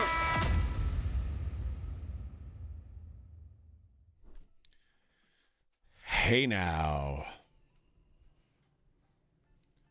It's 9:19 on The Morning Huddle. This feels like I'm Dude, Chuck Norris is in the hospital. What happened? I'm working at a hot AC station. Oh, yeah. At 2 a.m. Good morning, everybody. Who's in the hospital? Chuck Norris. For what? I don't know. He was rushed to the ER yesterday, I believe, in Hawaii. I saw someone on the Brigade Bar comment, and I'm like, wait a minute, I didn't hear about this. Soft. Medical AC, how old is he? 86, I think. Yeah. Man, 80, he was born in 40. Let's see. Viejito. A medical emergency occurred in the last 24 hours in Hawaii that landed Chuck in the hospital. Chuck is in good spirits, though, he says. He can continue to count to infinity twice. Yep. He doesn't do push-ups. He does world downs. Mm-hmm. Oh, we got to make some medical jokes. Yeah. The boogeyman checks for Chuck Norris in the closet. That's right. Is this true? TMZ reporting Chuck Norris has died today. Oh, no. No. Yeah. Are we confirmed here? I mean, it's a sad world that we live in, but Chuck Norris, or that TMZ is like a real news source, but it kind of is. Usually if it posts something, it's... Says Chuck Norris. Oh, there it is, 28 minutes ago. Yep. Oh, no. Chuck Norris. Now, he was living in a ranch over in, southeast Texas. Yeah. Like in Mahia or... Something like that. Yeah. Chuck Norris came to my studio once, and this is the worst thing ever. This happened in it was probably 2005 or 2006. I met Chuck Norris. He came in and he did a segment on my show, and I took a picture with him, and I was wearing jean shorts. Jorts with Chuck? Dork. And now I'm like, oh, God. I guarantee you, Dork. Chuck had his own jorts. I know, Chuck but it's like... in jorts. Oh, no, it's okay for him to He's wear a karate man. I wish I could... I don't know if I even have that picture anymore, but I remember at the time going, I can't post this picture. I'm wearing jean shorts. Well, yeah. Well, I have a lot of questions as to how you arrived there, but... I don't know. With socks were they up to your hemmed or knees? were they cut off? Did they have fringe going? No, I think they were hemmed. I was if it was 2005, I was probably, and I worked in Austin, so I was probably wearing flip flops. His family has announced that he has passed. Yeah, I wore flip flops every day. No, did you have socks on with Birkenstocks? No, I didn't wear socks with my sandals. But yes, Chuck Norris has passed away. Oh, no. Well, that kind of takes the air out of the room. Show's over. Yeah, well. There's a lot of jokes about him. Stand by for network. That dude had a glimmer in his eye and lived his life. I appreciate Chuck Norris. Good Texan. Although I think he was born in Oklahoma, but we give him a pass. Well, listen. No, he's born in Oklahoma, but still Texan. We'll give he's him a Chuck. pass. He got here. Well, he's the lone wolf. He's Cordell Walker. I thought he was Lone Texas Wolf. Ranger. Yeah, Lone Texas Wolf Ranger, McQuaid. that's right. He is that too, but he's Cordell Walker, Texas Ranger. And Karate Man. That's right. Man, R.I.P. to Chuck. Oh, when will 2026 be over? This year is We're so losing too many stupid, of 'em. man. We lost a couple of good Texans lately, I'll tell you. And then, Tommy Lee, and now we got Chuck gone. Augie Texas, Myers, too. Augie gone. We got Texas icons. You know when you said Tommy Lee, I was thinking about no, he's still alive. Not the well-hung drummer. Yeah, not the horse. We all saw that video at one point. Tommy Lee Jones. It's like, oh no, he we died? lost Robert Duvall too. Yeah, yep. He's lucky. Remember Chuck Norris was in The Way of the Dragon with Bruce Lee? I mean, a Karate Man, a lone wolf. And then we had to decide, like, who would win if Chuck Norris fought Bruce Lee? Yeah. Now, the world will never know. We'll never. They're fighting in heaven right now, Yeah, sparring I right like now. To think so. I like to think so. So R.I.P. Way to bring the show down by letting. I guarantee everybody heard that one. Oh, man. This sucks. Remember that workout thing he had, and when you'd get on you'd prop it against the door. It was kind of like a Pilates thing with handles that would raise you up and down. Yeah. That's the reason I'm in the shape I'm in today. Round. The reason I have this consistent panda bear shape is the Chuck Norris Exer wall.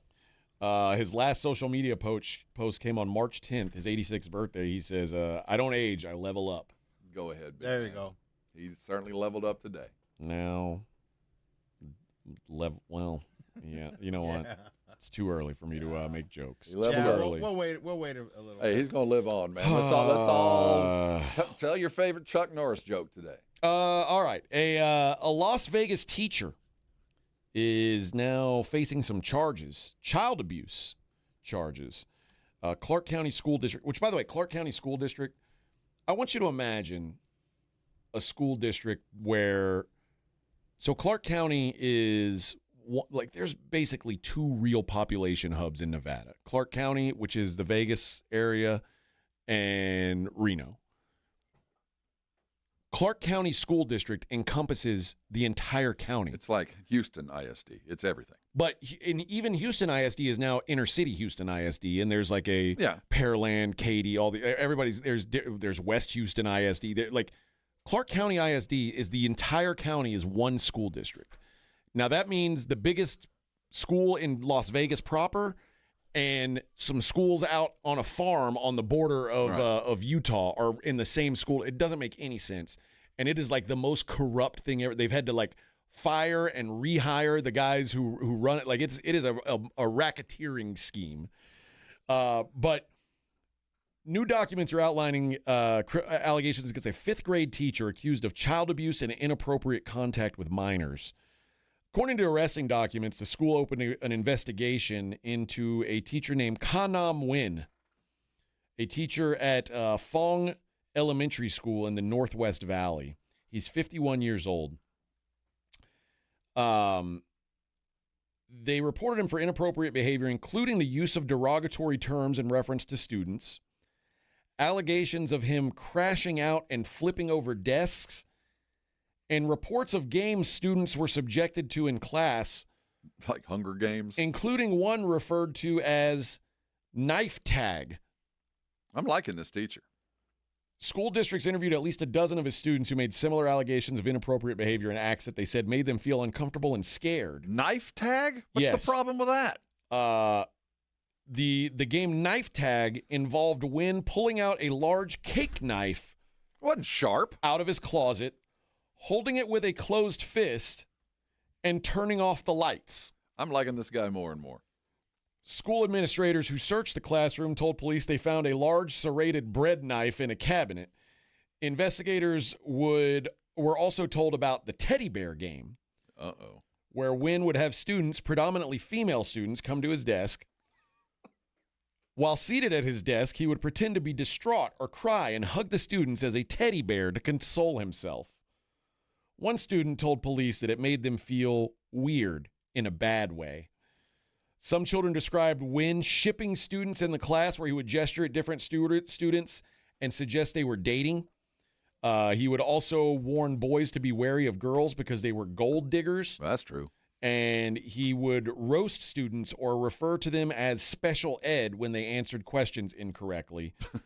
That was all of my junior high. Yeah. Wynn also was alleged to have touched faces and hair in ways that made them uncomfortable. Wynn would place his hand under their chin or ears for them to rest on. And students would say he would also pretend to fall asleep at his desk and that a student would have to hold his head up. In the interview with police, Wynn said he stated he'd been doing some of these acts for years and justified it as a way to entertain the students, along with report building. He denied calling any students special ed, and he also denied, he says, at one point during the interview, Wynn mentioned that I could see why some of these actions were weird now that we're talking about them. I could see how you would think that's weird now. Now that you say it like that. How old are the kids? Is this high school kids? Fourth grade. Fourth grade. Playing grade. Knife tag with fourth graders. Yeah. The knife tag is eventually that's the one that got him arrested. Yeah, that's the one where child you can really endangerment. Go. The open blade. I who knows? That sounds a little touchy feely to me, but who knows? It was indeed touchy feel, knifey spoony. I don't want a teacher ever playing the teddy bear game. That's something that should never happen. I in a don't like classroom. the teddy bear game. I'm out on the teddy bear game. You can count me out on that one. The French military. The Foreign Legion. I don't know that we should really be too solid in our alliance with France. I don't know how good I feel about it. They helped us with independence. We owe them. A French officer reportedly leaked the top secret location of a French aircraft carrier with his Strava app, the app that tracks your running. Hey, we do this all the time. He, after running several laps around the aircraft carrier, he logged it into his run tracking app of an aircraft carrier. Are you serious? Out in the middle of the ocean, he's running on an aircraft carrier. So you're telling me this French admiral is going on a jog? That's an honest mistake. Actually, it makes kind of some sense. Oh, come on. I mean, you're entrusted with national security. You're just out for a run. You're just trying to keep your steps up. 10,000, they tell you. So he's out there trying to get healthy. He's logging it in for his dock, and he just happens to be on a top secret ship while he's doing it. Dude, have you what is the name of the show? There's a show out now about Watergate. It's got Julia Roberts in it. I don't think I've seen it, but I can't think of what it's called. But if you think that it's called Gaslit, if you think that today's politicians are boobs and complete morons, the people involved in this Watergate were so inept. Oh, absolutely. That it's you talk about the burglars? Yes. Oh yeah, they were idiots. I mean, and it's like people falling down and like. They thought they were spies, so they thought they would tape the door, the little door thing that holds the door shut, tape it so it would stay open overnight. But the idiots taped it sideways so you could see the tape on the door, not up and down on the door hinge. So you could just close it and not know. They taped it sideways so when the guard walked by and say, "What's this tape doing on the door?" And it was literally the first day that they were there doing it. Yeah. It was supposed to be a several day operation. Right. The first day they got caught. And then when they said, why would you tape the door like that? He was like, "What are you talking? You don't take it. You said you don't tape it up and down because it can peel off." And it's like, dude, you're not supposed to say that. You're supposed to say, I don't know what you're talking about. These were our CIA operatives. Oh, my gosh. These are the ones that had just taken care of, the Bay of Pigs. The ones that shot Kennedy? Here we go. We can't talk about that. All right. We got other files we got to unearth first. Yeah, see? Yeah, they're going to get There's other files we got to get at. A former Missouri pastor was suspended last week. Stephanie Remington, who was working at the the United Methodist Church has been put on leave pending a review by the Episcopal office. When she was filling out her resume, she left off a job that she had at one point. And it turns out... Was she on the poll? No, oh, okay. No. She was actually... Yes. She was managing a resort, which you'd think, oh, well, I mean, big deal. You know, she wasn't working in a pastoral duty, but she was managing a luxury resort on a private island. A nudie place? No, it was Epstein Island. Oh, I've heard about this. Yeah. Really? What is this place? It's Epstein that ranch Island? that's in New Mexico, right? She worked as trees? She worked as Epstein's administrative assistant and temporary property manager on Epstein Island. Oh, jeez. From August 2018 to May 2019, Epstein was arrested just 2 months later in July 19 for sex trafficking crimes, and of course died by suicide in August. Quote, so she went from managing Epstein Island to being some kind of Methodist minister in Missouri? Now, she says... Sounds like witness protection program to me. Oh, yes, it is. Despite having worked closely with Epstein, Remington told the United Methodist News that she never saw him or anyone commit abuse on the island. Oh, no. However, she did admit that when she accepted the job, she knew Epstein was a registered sex offender who had served 18 months for the conviction, but she never saw anything. But she also didn't think to put it on her resume when she was trying to become a pastor. Previous employment? Well, I was working with the wretched sinners. Personal assistant to Mr. Jeffrey Mepstein. Yeah, I worked on the islands. I was a... Epstein with Horseshack? Yeah. Mr. Cartier. The irony of all this is, of all the people to actually have to suffer for this, it's her. Yeah. I mean, there's all the other ones are just skating scot-free, and she's just trying to get a job. Church leaders reported they were only recently made aware of her ties to Epstein, did not know of her previous employment. The Missouri Conference has no knowledge of the individual's association with Mr. Epstein. Clergy serving in extension ministry operate outside a local church and report their ministry setting through annual paperwork submitted to the conference. No information indicating this association was disclosed in any of those reports. The bishop or district superintendent were not contacted about any Epstein-related position. Wow.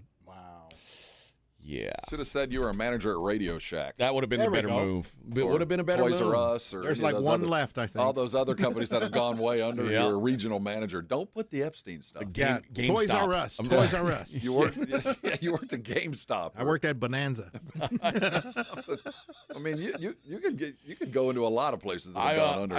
I managed the buffet at Pizza Hut. Or Mr. Gaddy's. Yeah, something like that. Yeah, not the move. All right.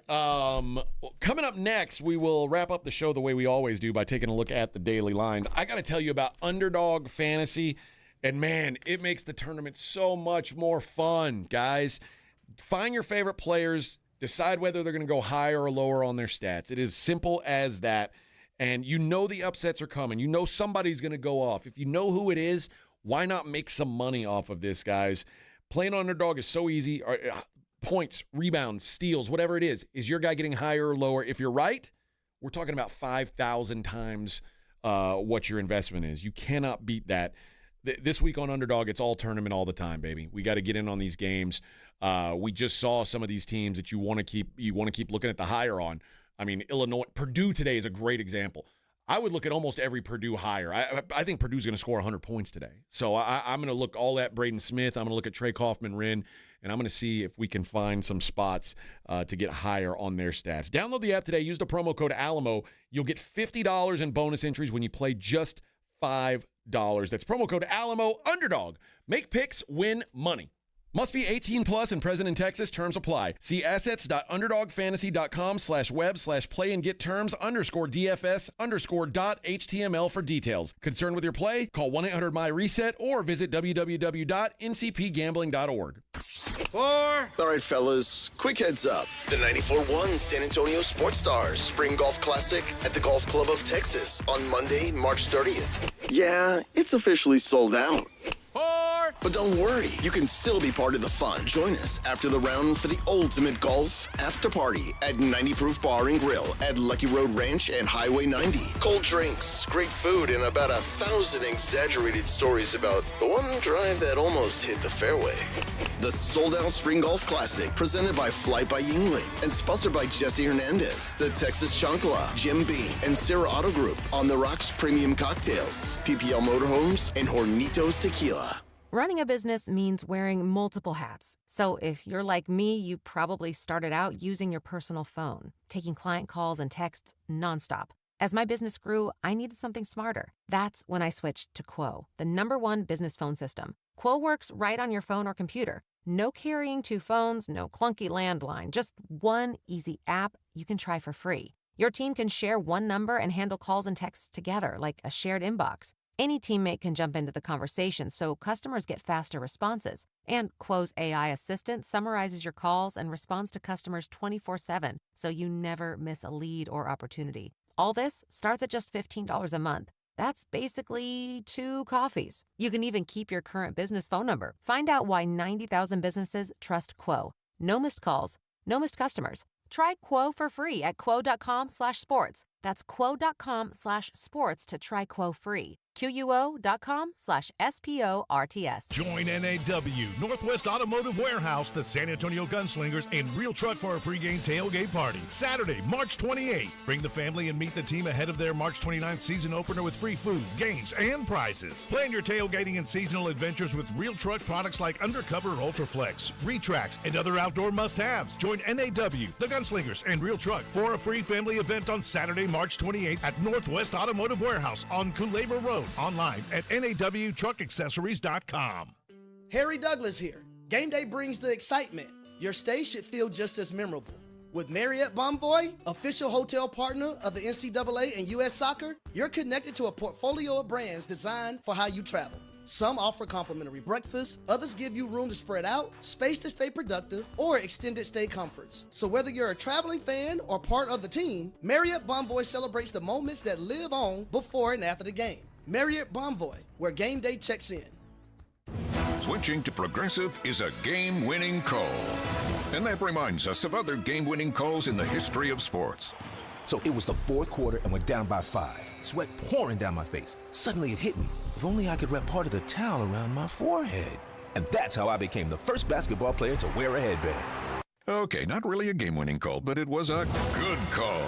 You can make one too. Switch to Progressive and you could save hundreds. Progressive Casualty Insurance Company and affiliates, not available in all states. America, look around. Everywhere you go, prices are still high, rates have been whipsawing markets, and the debt and spending don't exactly scream stability. Experts say diversifying with intention is the #1 secret account that all American smart money uses to hedge against instability. Monetary Gold has been around since 2000, witnessing multiple economic setbacks. If you call now, Monetary Gold will cover up to a lifetime of your IRA fees on qualified accounts. Call Monetary Gold now at 877-NOW-GOLD. That's 877-NOW-GOLD. Performance may vary. You should always consult your financial and tax professional. This is Joe Reinagel. You're listening to the home of the Aggies, 94.1 San Antonio Sports Star.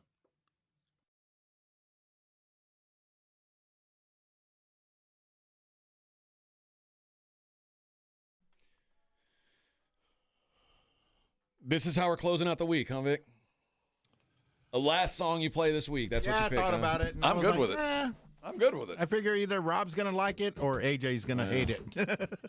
No, I think you're right on both. Yeah, see? Well, I played all the Friday songs already. I know. I could play it again, though, real quick. Yeah, play it again. Hold on, let me pull it up. But just bring joy. Come on, man. This is bringing joy. It is. Yeah, hold on. Let's see. Yeah. Okay, hold on. It's coming. All right, here we go. Give it to me, Vic. Let's see. Here we go. Yeah. Oh, this is the remake, right? This is Friday 2? No, this is the right one. Oh, this is the right one? It's just the beginning. Oh, yeah. Yeah, this is a definite improvement. This got a lot better.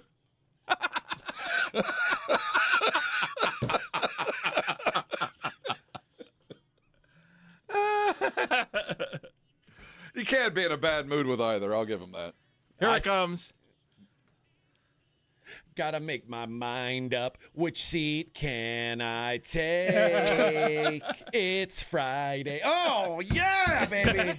Yeah. Gotta get down, Rob. Gotta figure out which seat you're going to take. Woo! Everybody wants to rule the world, or where am I going to sit? Bang! Bang! Come on, man. Bang! Pretty good. Yeah! Yeah! Ah, yes. All right, all right. All right, well, there's only one thing left to do this week, Rob. Let's take a look at the Daily Line. You got your lady bracket done? It's the Morning Huddle's look at the Daily Lines with AJ and Rob on 94.1 San Antonio Sports Star. You covered, yeah! I've got Iowa State to win it all. You got your lady bracket done? I'm just taking Iowa State versus the field. I've got Iowa State to cut the cake at the end. There you go. That's a big old load of cake. That's it. That's a lot of cake, man. All right, all right. First game today. First game out of the gate. We've got Kentucky and Santa Clara. Santa Clara, a 3.5-point dog against the Wildcats. Money line, baby. Go take some money home. I do. I like Santa Clara, and I like the money line plus 130 on that one. But definitely catching 3.5 points for me. Texas Tech and Akron. 7.5 is your spread here. Are you a Tech's good enough to beat them by 7.5. Okay, I was gonna say, you're not an Akron buyer, are you? No, but it's going to be sweaty. It's not going to be easy, but they should beat them. Also very sweaty. Arizona, Long Island, 30.5 is the number here. 30.5. That's such a big number. It's a massive number. This is a tournament, but But Arizona can easily do that. Yeah, easily cover that. Let me see what's Arizona done against low major. They beat Northern Arizona 84-49. They beat Denver 103-73. Norfolk State 98-61. Abilene Christian 96-62. Good God. Bethune-Cookman 107-71. So there's been 30 points across the board. Yeah, it's pretty. I mean, they beat West Virginia by 35 points. Yeah, so they beat Oklahoma State by 40. You just hope they call off the dogs and pull in backups, and they don't hit that 30 if you're the other side. That's what you're hoping for. Good luck if you're hoping for that. I wouldn't hope for that. Virginia, so I say Virginia laying 18 points against Wright State, the Wright brothers. I don't like that number. I don't know how they beat anybody by 18. I think they do, actually. I don't think. Just win, baby. I have so much riding on their progression through this. So I don't see any easy points for Wright State in this game. I don't see any easy ones at all. Shout out to a gal named Andrea at Wright State that I met once when I was in the Army. Changed your life. She did for at least a little while. Those antibiotics finally took hold, though. It Very all worked brief out. time. Dayton, Ohio, Wright State University. Oh, Andrea. Iowa State and Tennessee State. Iowa State a 24.5-point favorite against Tennessee State. See, that's the most likely blowout to me, just because of the way Iowa State plays. Yep. I told you I'm on Hofstra today, plus 11.5 against Alabama. I think Hofstra hangs in this game. I think they might even be around late. The money line is plus 525. I might take a sprinkle at plus 525. You got to. Come on, man. $10? Come on. Utah State, 1.5-point favorites against Villanova in the 8-9 matchup. Tennessee and Miami of Ohio. Tennessee, 11.5-point favorites. Do they get the job done? Do they cover it, or does Miami of Ohio make it close? I think it'll be close, but I don't see how they 10s might be too close. Iowa taking a little bit of money now. They are 2.5-point favorites against Clemson. I'm starting to think I'm on the wrong side of that. I picked Clemson, and I don't have a vested interest because I don't think there is a right side of it, to be honest. I think it's a coin flip. Northern Iowa plus 9.5 against St. John's. I'm on the Purple Panthers in this one. I like Northern Iowa. I think they keep it close. It'll be a fun game. UCLA, Central Florida, one of those games I don't have a great feel for, but UCLA, 5.5-point favorite. They were a 7.5-point favorite, so clearly some money's come in on Central Florida. 5.5. I've got no interest in the game, quite frankly. I took UCLA just because I like 4 letters instead of 3. Makes sense. Purdue and Queens. Purdue is a 25.5-point favorite. The total is 160.5. So here's my question: do you think Queens can score 60 points. I do. Yes. Because I think Purdue's going to score over 100. I think there's going to be a lot of points scored. So I kind of like the over. Yeah. I like Purdue's team total over. I think Purdue blows them out. But I mean, they are going to score almost every possession. It's going to feel like a pickup game. This number is hard to get to. Florida is a 35.5-point favorite against Prairie View A&M. They're way better, but 35.5, that's out of my range. That's embarrassing. If you're Prairie View, like, come on now. I can't get into that. 35.5 is I don't even want to bet football spreads like that, much less basketball. Cal Baptist and Kansas. Cal Baptist, they've taken some money. They're down to 13.5-point favorites. You know, my pick is Kansas. Obviously, we all did. But, man, I'm rooting for Cal. I am. Too. I want Cal Baptist to play well today. I might be wearing my Cal Baptist hat on Monday. That's we'll right. see. I've you got actually one. have apparel. I got gear. Put man. it on. I got gear. I like Furman plus 21 against UConn today. I think they at least hang in, keep that game close. Two really slow teams. Yeah. And the coin flip of coin flips, I've got no feel for it whatsoever. Miami and Missouri. Miami is a 1.5-point favorite in this one. We've got lines for tomorrow's games. I'm gonna just give you. I'm gonna shoot you the matchup. You tell me what you think a fair line is.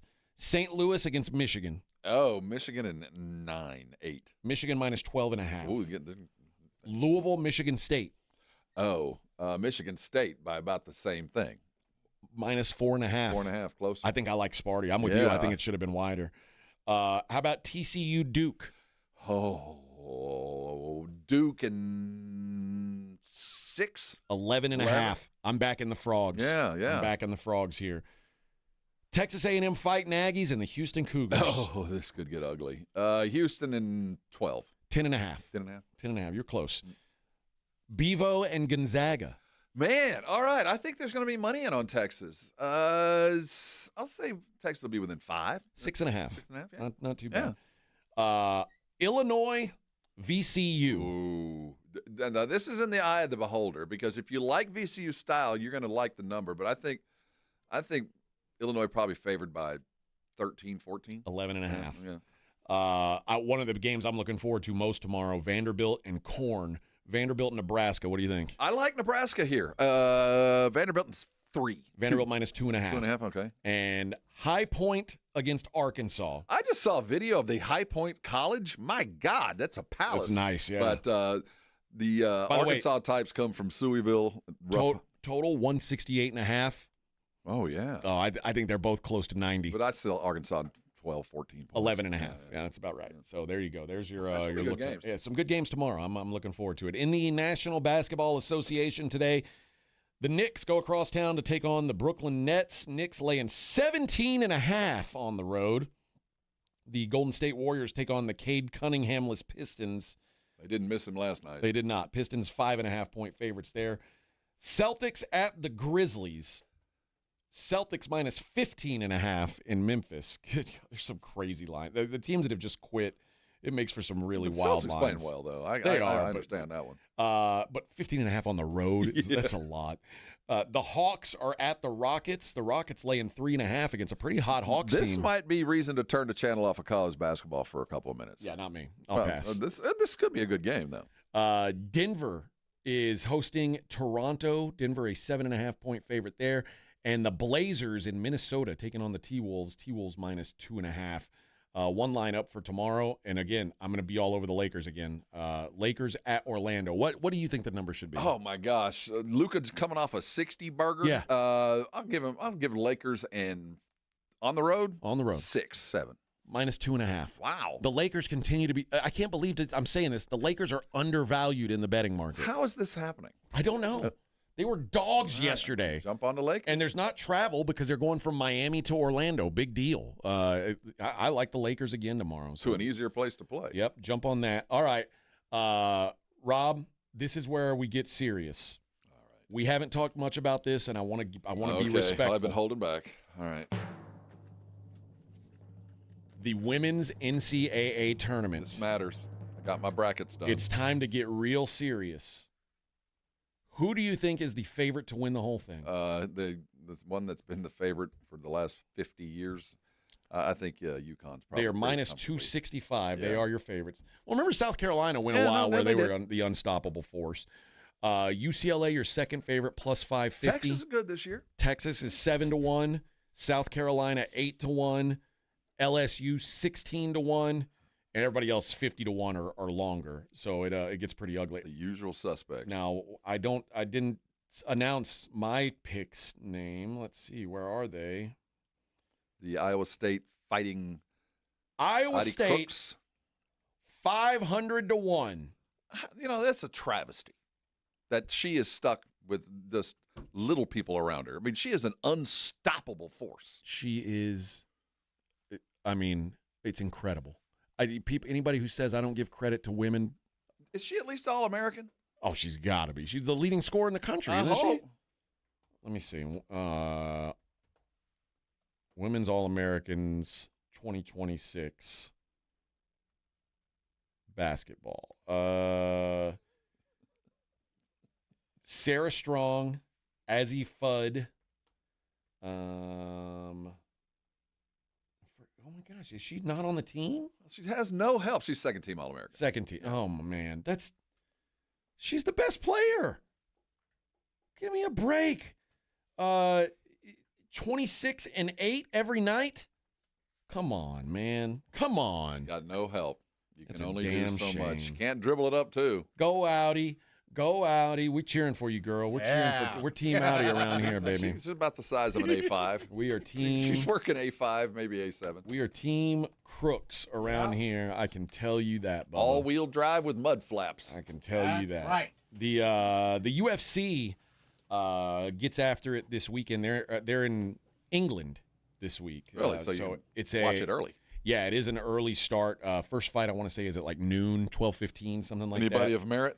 Yeah, the main event is actually very good. Mozar Evloev and Lerone Murphy. Lerone Murphy's undefeated. The winner of this fight is going to get the next title shot.